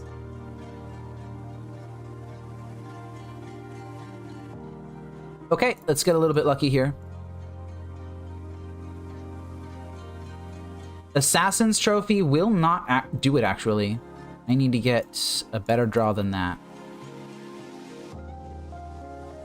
Pithing Needle will not do it, and this is how the lock breaks. I wonder how much of me losing this game was due to... yeah, there's the trophy. I wonder how much of this game... So I've lost this game. Jeez, words are hard. So I wonder how much of me losing this game was due to the time pressure and making incorrect decisions based off of that. And I wonder how much of it was just being bad, I guess. I'm not sure. Let's see if I can get another match set up. I will be back.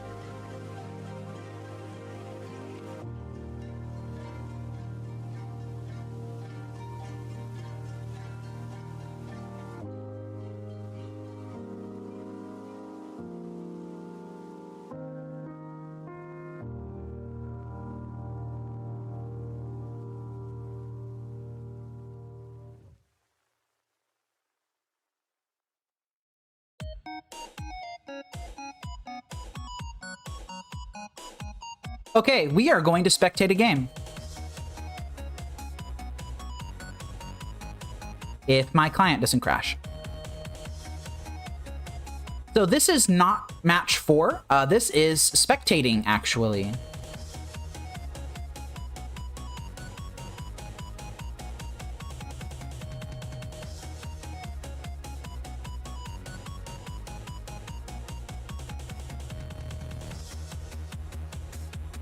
So it looks like it is Burn against Death and Taxes.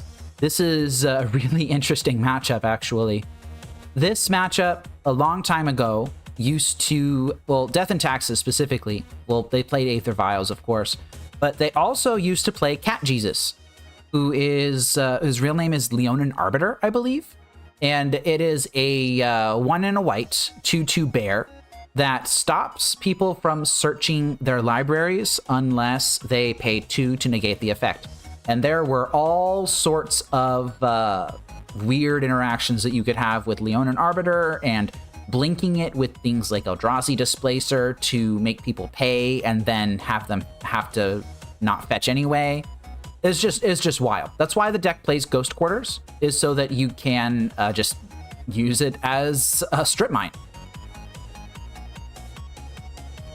So it looks like this match is almost wrapped up. At least one person is running out of time. And they've got Big Girl Thalia. She's wearing the big girl pants now. Still has first strike. Let's see how well this goes. This Shambling Vent does have lifelink if they choose to activate it. And if they find another land, they just might do that.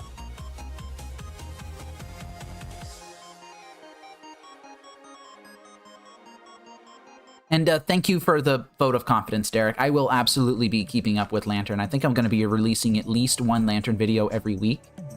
As time allows, of course. I'm trying to get into this as my full-time job. It's just going to take a long time before I get to that point.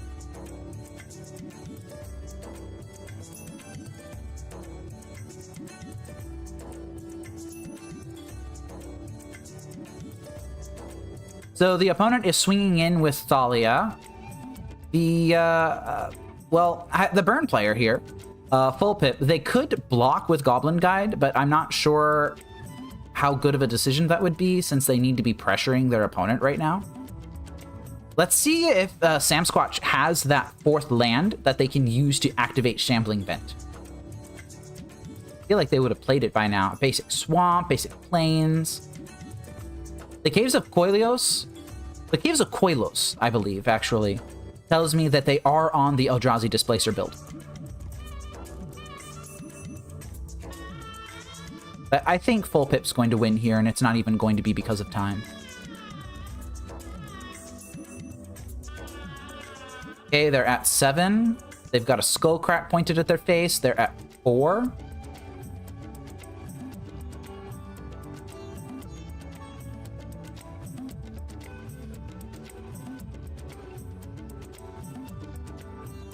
Yep, there's the Eldrazi Displacer.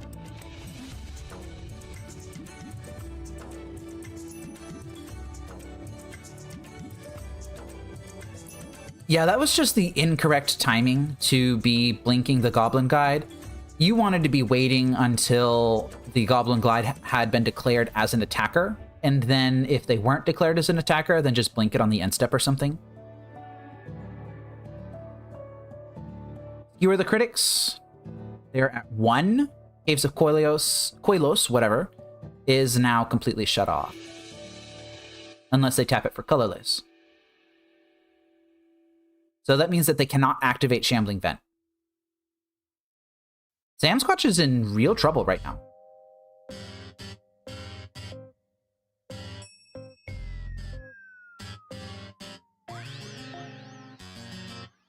Picking up Aether Vial to 4. I really wonder what they could be putting Aether Vial on 4 for. I don't know. I don't know what they've got in their list.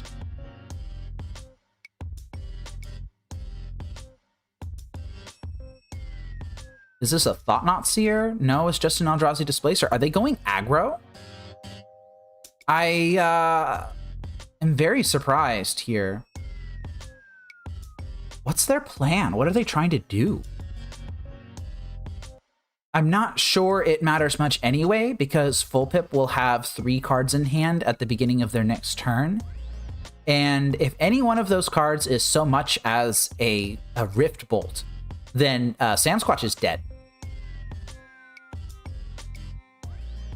Oh, they're putting in a card with mana value 4 on their draw step. And it's a Thought-Knot Seer. Not sure how much this is going to be relevant, but it is the best play that they have right now, I think.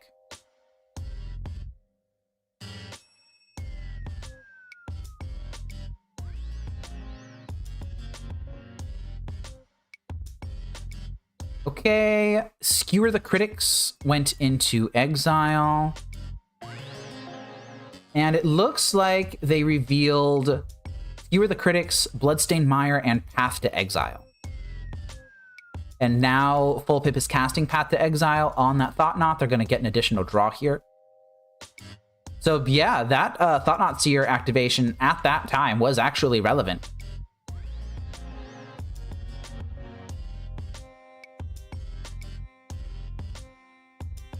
Let's see if it actually ends up mattering, though. Ooh, Wasteland Strangler. This is not just Death and Taxes, everybody. This is Eldrazi and Taxes, which was a really nice deck that you could play after Eye of Ugin got banned, but before, you know, Death and Taxes was just made into a bad deck by just being outclassed by everything. And they have a Goblin Guy, but it enters tapped. 𝗟𝗓𝗡 gets to survive at 1 life here. Full Pip doesn't have a hand. They don't really have much that they can do. I believe if 𝗟𝗓𝗡 has the ability to make it to their turn, then they get to win. Wow, look at that. Full Pip at -3 with 1 second on the Eldrazi and Taxes player's clock. Them going aggro last turn did actually play out. That was incredible. What an excellent game. Here, give me just a second. I'm going to come back and see if I can fire off one more match.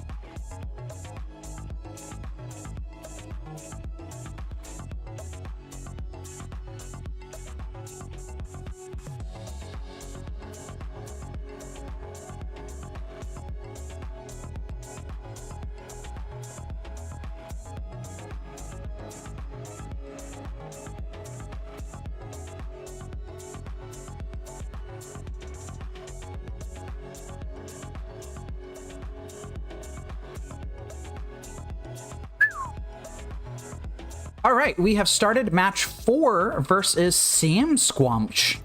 They were on Eldrazi and Taxes. We just watched them play a game, and I will be on the play.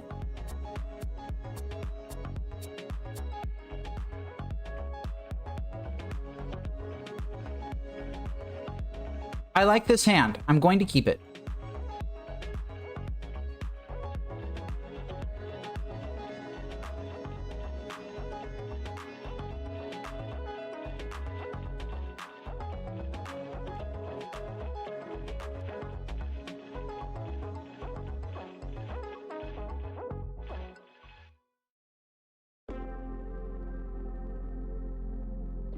Let's go ahead and lead on a Dark Slick Shores, and I'm going to be Inquisitioning them.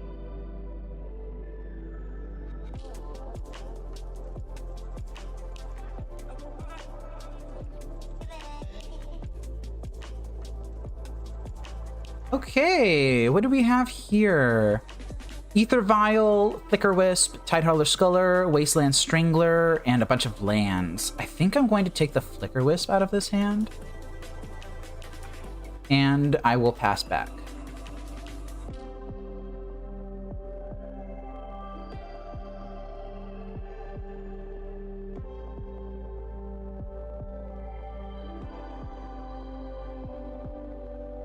They're playing Caves of Koilos into Ether Vial here. And passing back to me. Okay, I found a Glimmer Void. That's not a particularly good pickup. I think I'm just going to play basic Island and pass. No real reason for me to fire off Collective Brutality right now. Like, I can do that next turn to kill their Tidehauler Sculler if I really want to. If they cast it right now. And if they don't, then I'm just going to play Ensnaring Bridge.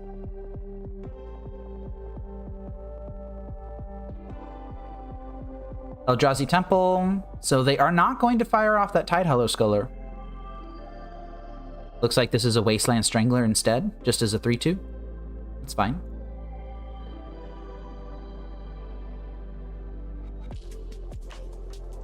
Codex Shredder was my draw for turn. I'm just going to play River of Tears into Ensnaring Bridge. I'm not going to worry about it too much. They have ways around this. Most notably, they will have Blink Shenanigans with Flicker Wisp that can get rid of this Ensnaring Bridge if they really need to. I will eventually need to find a Lantern and a Millrock and stuff. I think that this Whir of Invention is going to find Lantern. Codex Shredder will help me a little bit. I don't think this deck has a ton of stuff that I need to worry about, except for like a Ghost Quarter lock.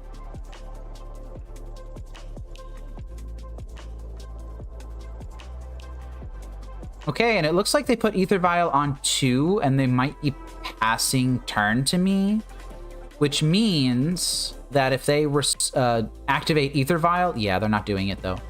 But that means that I could have fetched a Lantern of Insight off this Whir of Invention in response. And I think I am going to float blue off this River of Tears before I play my Bloodstained Mire. Holding open that Whir of Invention in case they try to flash in that Tidehauler Sculler at any point here. They're choosing not to do it. I'm going to grab Watery Grave on purpose. And I will use this land to play Codex Shredder. And now I'm going to Whir for 1.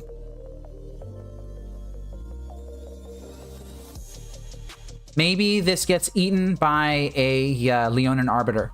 I hope not. It didn't. Okay, that's fantastic. Lantern of Insight is fine.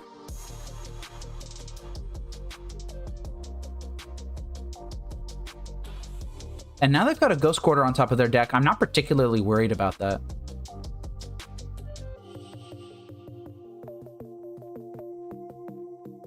So here are my priorities now. I need to get this Whir of Invention drawn so that I can find a Pyxis of Pandemonium. And then I need to find a discard spell to make sure that they don't have another Flicker Wisp in hand. If I can survive to next turn then I can use this Collective Brutality to check their hand, knowing that it's probably not going to kill anything. I think I'm okay with that. Ghost Quarter is in hand now. We are past the part of the game. Oh, they already had a Ghost Quarter. Oh, they have another one. Okay, that's fine. We're past the part of the game where I'm really worried about Thalia.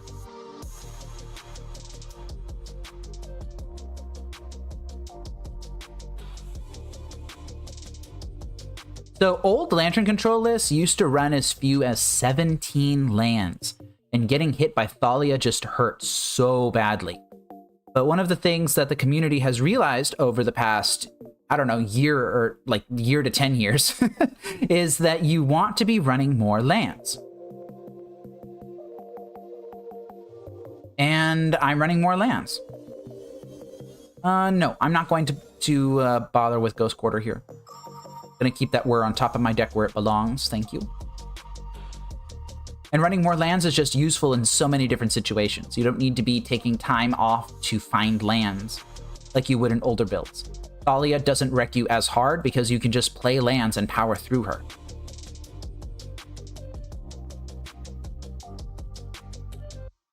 Like, I'm not even gonna mill Thalia.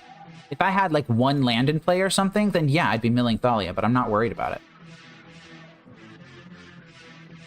That is another Whir of Invention on top of my deck. I really like that. I'm going to play this Glimmer Void, and I'm just going to pass turn. I would love to draw that Whir of Invention. Let's see if I can do it.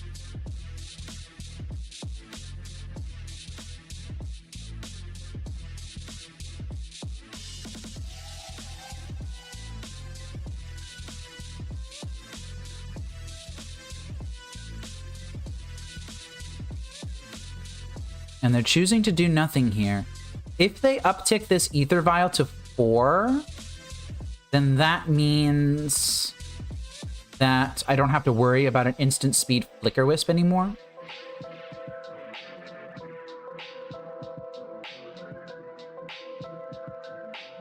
But they didn't uptick it to 4.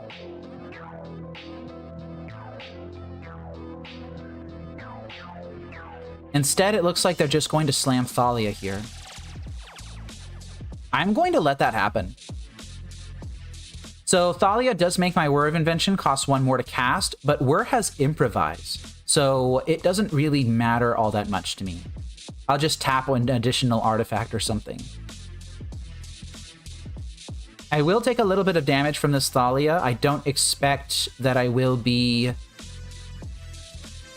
getting my hand below 2 cards anytime soon. Yeah, they're really trying to keep me off these double Whirs. I understand why, it just, I don't know.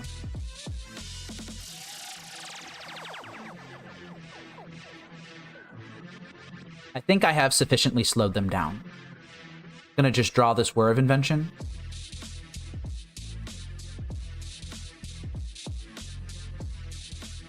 And I'm gonna hold.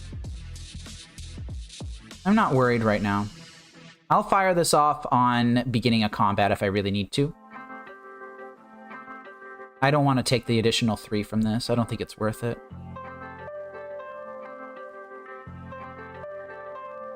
Okay, that Ether Vial is still not ticking up.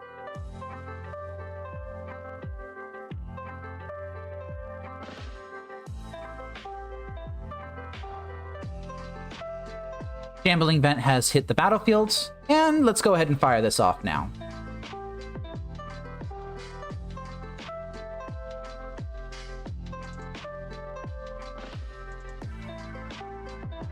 I will find Pyxis of Pandemonium off of this. Here we go, Pyxis. That's beautiful, and I've got a breeding pool on top of my deck. I love that.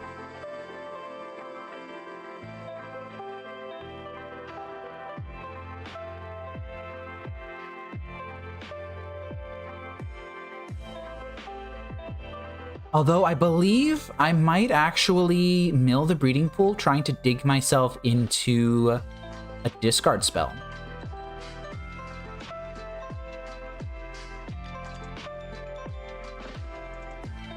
Nah, who am I kidding? I'm going to take that breeding pool and I'm going to shock it in. I think I might find a second ensnaring bridge, though.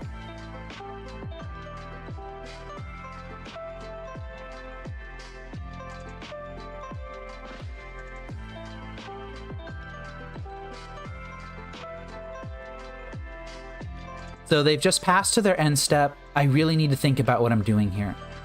I could draw the breeding pool, shock it in, and allow myself to whir for 4.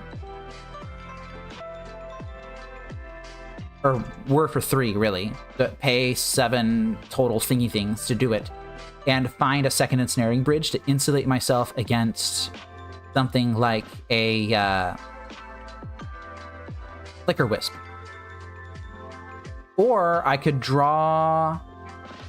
Or I could, like, mill. And if I would going to mill, then what would I be milling? I think if I'm going to be doing that, then I need to take their Eldrazi Displacer. Because I don't want them blinking out 2 bridges if I'm going to be whirring for another bridge. Thought-Knot Seer is fine.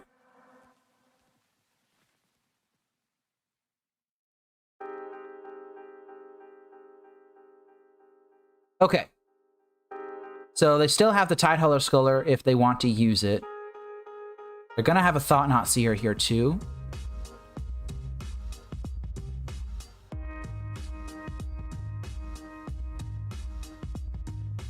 Still choosing to not uptick that Ether Vial. Thought-Knot Seer is in hand now.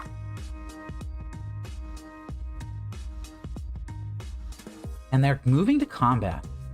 I think this is the spot where I use my Whir of Invention for 3. I'm going to find a second ensnaring bridge. I'm just really worried about Flicker Wisp here.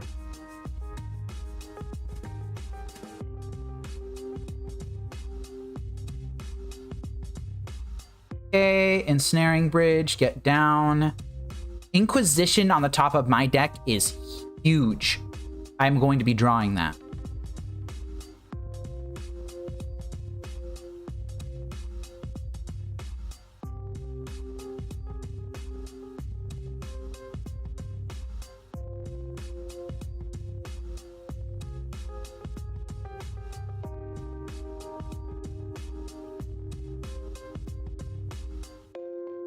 And I'm going to leave everything as is. Inquisition of Kozilek will hopefully take their... Oh, right. I need to tap an additional thing. Let's tap that. Hopefully this will take a Flicker Wisp that I am almost certain they have been sandbagging for the past however long. Yeah, they conceded a response to Inquisition. All right, well, we love that.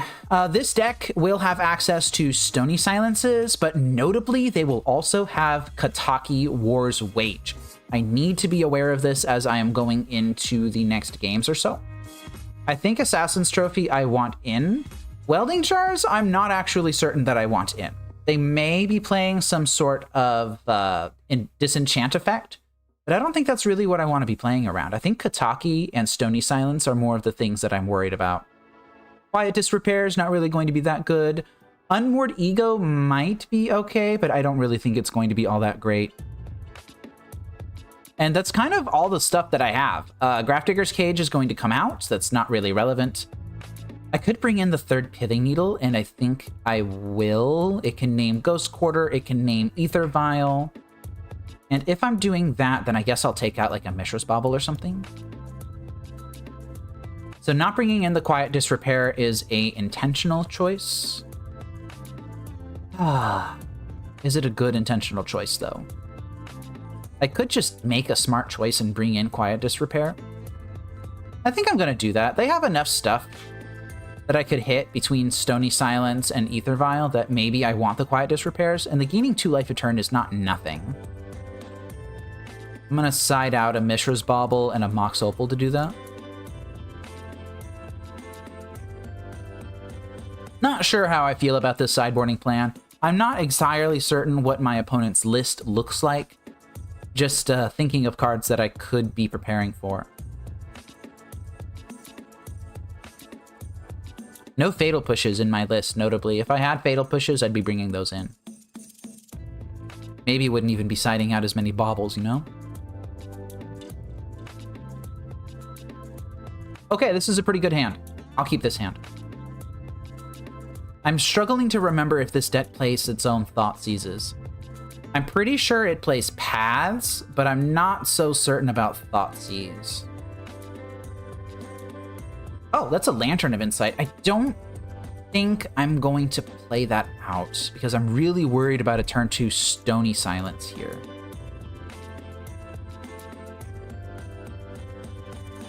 Flicker Wisp, double Thalia, Tidehollow Sculler. Well, I need to take the Tidehollow Sculler, unfortunately. Although it's more likely than not that my opponent will lead on Thalia in this situation. Jeez, this is a really good hand. This hand, like, these Thalias will really cook me, I think.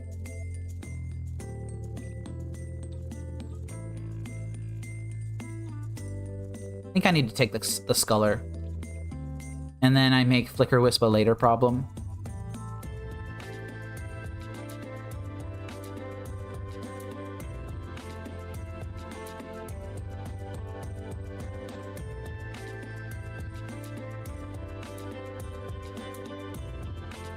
I will bauble them on their upkeep. My hand's just going to be so slow to deploy that I don't think that I have the luxury of waiting to try and turn bauble into like an additional draw or something. Like next turn, I just need to play Lantern.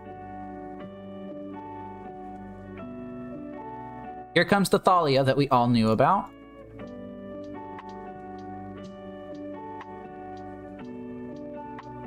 Pyxis Ensnaring Bridge. I really didn't want to see that. That is a Verdant Catacombs on the top of my deck at least. Tidehollow Sculler on top of theirs will at least take a card out of my hand. Full houses are not as good in Magic as they are in poker. At least this type of full house. I could withstand this being brought down to a 2-pair or something. They are immediately bringing down Tidehollow Sculler. What are they going to take, though? They took a bridge. That's fair. They have a Flicker Wisp in hand that I still need to answer. I am going to be taking 2 from this Thalia, and I'm going to be taking 4 every single turn until I figure out what I'm doing. Would love to draw a Collective Brutality. Although I will also accept an Inventor's Fair.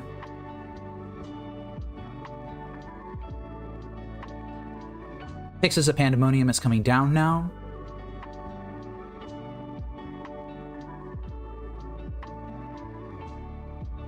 And I think they're just going to beat me to death. I think that's how this game's going to end.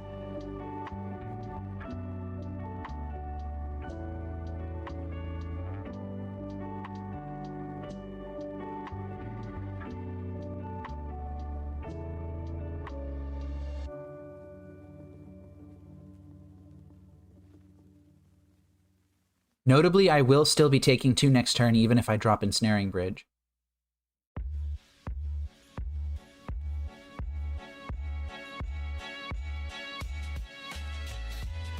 Alright, I want that land, so I'm drawing it.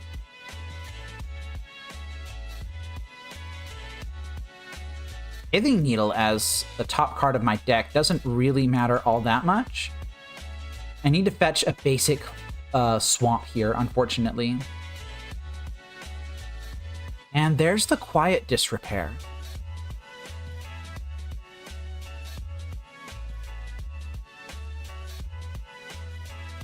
I don't think I can afford to deploy that. I think this turn needs to be double Pyxis.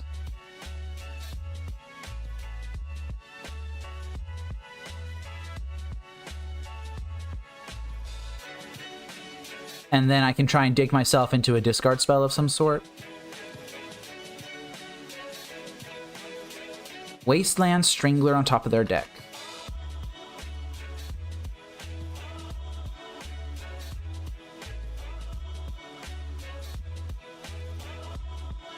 Yeah, really the only thing I'm worried about right now is that Flicker Wisp. I need to find an answer to that.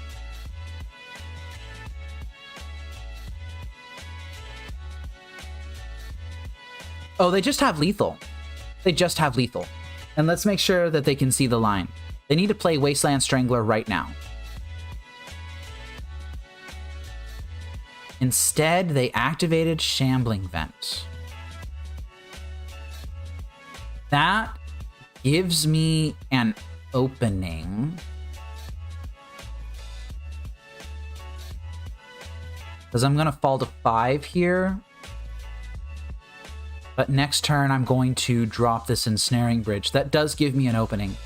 I need to find exactly Inquisition of Kozilek, I think.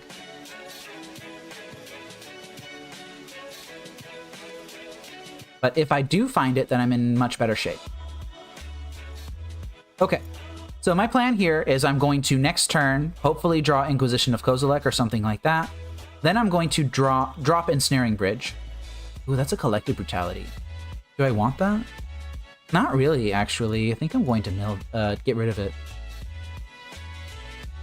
Okay, Basic Island is good. I'm going to gain a little bit of life here off this Inventor's Fair.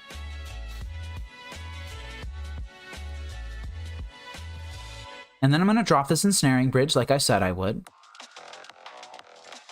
I guess that Word of Invention would also solve my troubles. Oh, right. Additional. Forgot. So next turn, their options are they can cast Wasteland Strangler, or they can cast Flicker Wisp. If they Flicker Wisp me, then I fall to 2, and that is not lethal. And then I draw Word of Invention, and then the game's just over. If they don't Flicker Wisp me, then they can drop Wasteland Strangler, and that gives me the opening I need to find another Ensnaring Bridge and invalidate their Flicker Wisp. So they had an out to win the game. They didn't take it. It would have involved casting Wasteland Strangler last turn. Oh, wait, no, because Inventor's Fair would have triggered, and I would have gone up by 1 life. So if they hadn't attacked with Shambling Vent last turn, then just drop Wasteland Strangler, then I would be at 8 right now. And even if they Flicker Wisp this turn, they could only swing for 7. Wow, Inventor's Fair saved me, actually. That's kind of wild. Eldrazi Temple now?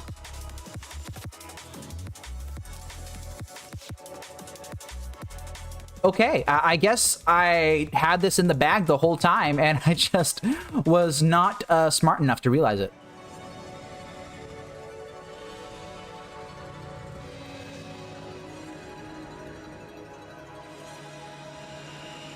Eldrazi Temple is their draw for turn.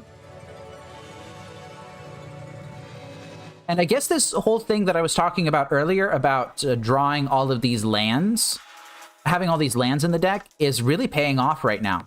Like, if I had just played 17 lands in this deck, then I wouldn't have all these lands right now. But I've got 21 lands. So I've just been able to naturally draw lands and get out of this Thalia lock. I don't have to kill it. I can just leave it in play.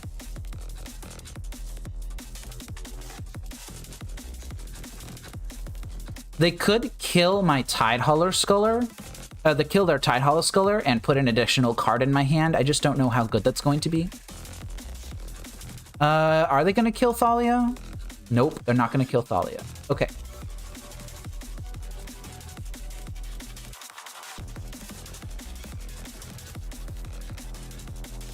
All right, I am going to draw this Word of Invention now. I can cast it.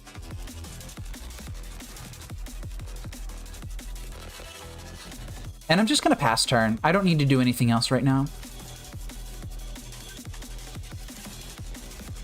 I think I got them in the squeeze, though.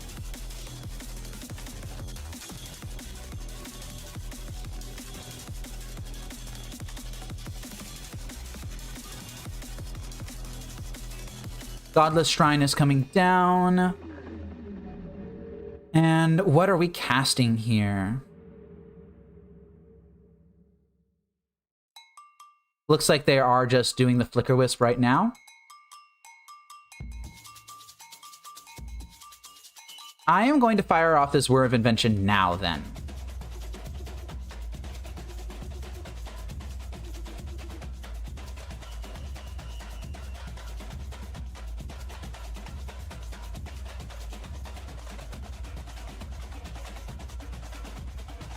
Just go ahead and grab another Ensnaring Bridge out of my deck. I believe I've got one more.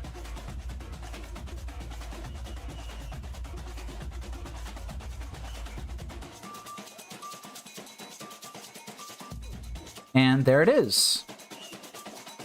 Hooray for knowing your list!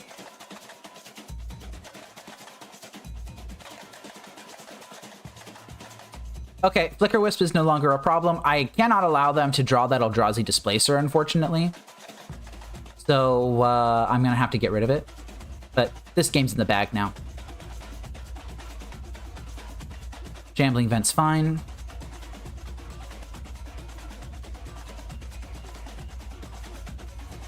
And I think at some point when I have the option, I'm just going to pop this Inventor's Fair and go get a Codex Shredder and start actually doing some work on their library. But yeah, this game's over.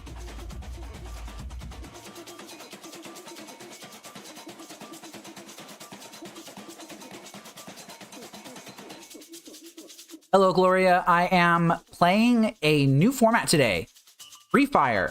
This is basically all of the cards that were legal in Modern before War of the Spark was printed, with a bunch of spicy unbans, actually. My deck right now plays 3 Sensei's Divining Top in it, and there's just all sorts of cool stuff that you can do in this format.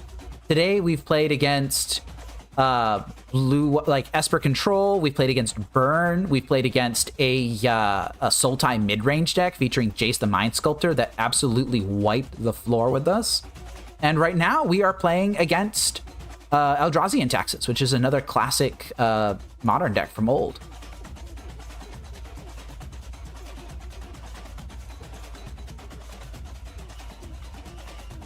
And we win the match. The opponent sees the writing on the wall, they say GG's, and we win. It's great. I think that is everything I am going to be playing for today, so let me go ahead and wrap up.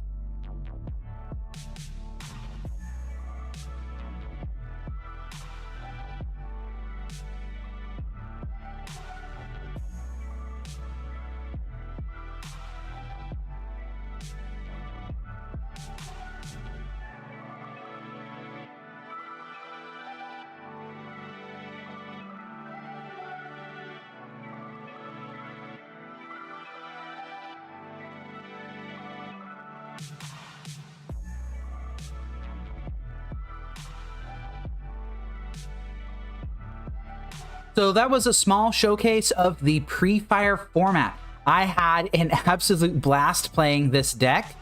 I didn't know that Sensei's Divining Top was going to be quite this strong. Like, I knew it was going to be strong, right?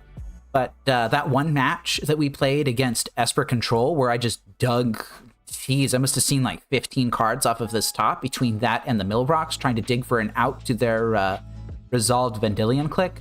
That was great. It really reminds me of Modern of old, like I used to play it a very, very long time ago. And I'm glad that I registered this list. I think the Whir of Invention was the correct call. With Mox Opal legal and with Sensei's Divining Top legal, I was going to play a version without Whir of Invention, but I think that this is just the best one. Oh man, this is a fantastic format. I know that if a lot of you are interested in playing something that's a little older, maybe a little slower, with a little less weird wonky stuff like Nadu and Kozilek's Command and all the sorts of weird stuff that's present in current Modern going on, go ahead and check out this format. I've got a link to the format in the description. Go ahead and join their Discord. Say hello to the folks, get to know the culture, play some games, and really enjoy yourself. So that's all I've got for now today. I appreciate everybody tuning in. I had a lot of folks in chat asking me what the heck I was doing with Sensei's Divining Top and Illegal in my deck. Yep, playing Prefire today. Playing Prefire. But thank you for everybody for tuning in and participating. I really appreciate y'all coming into the stream. I'm glad that I got to spend some time this morning with you. And I will be back tomorrow with another stream. I will be tryharding Amulet Titan, which means that I will be doing a lot of losing and a lot of making the veterans extremely frustrated with how poorly I'm playing the deck. But yeah, I will see y'all tomorrow. Thanks for tuning in.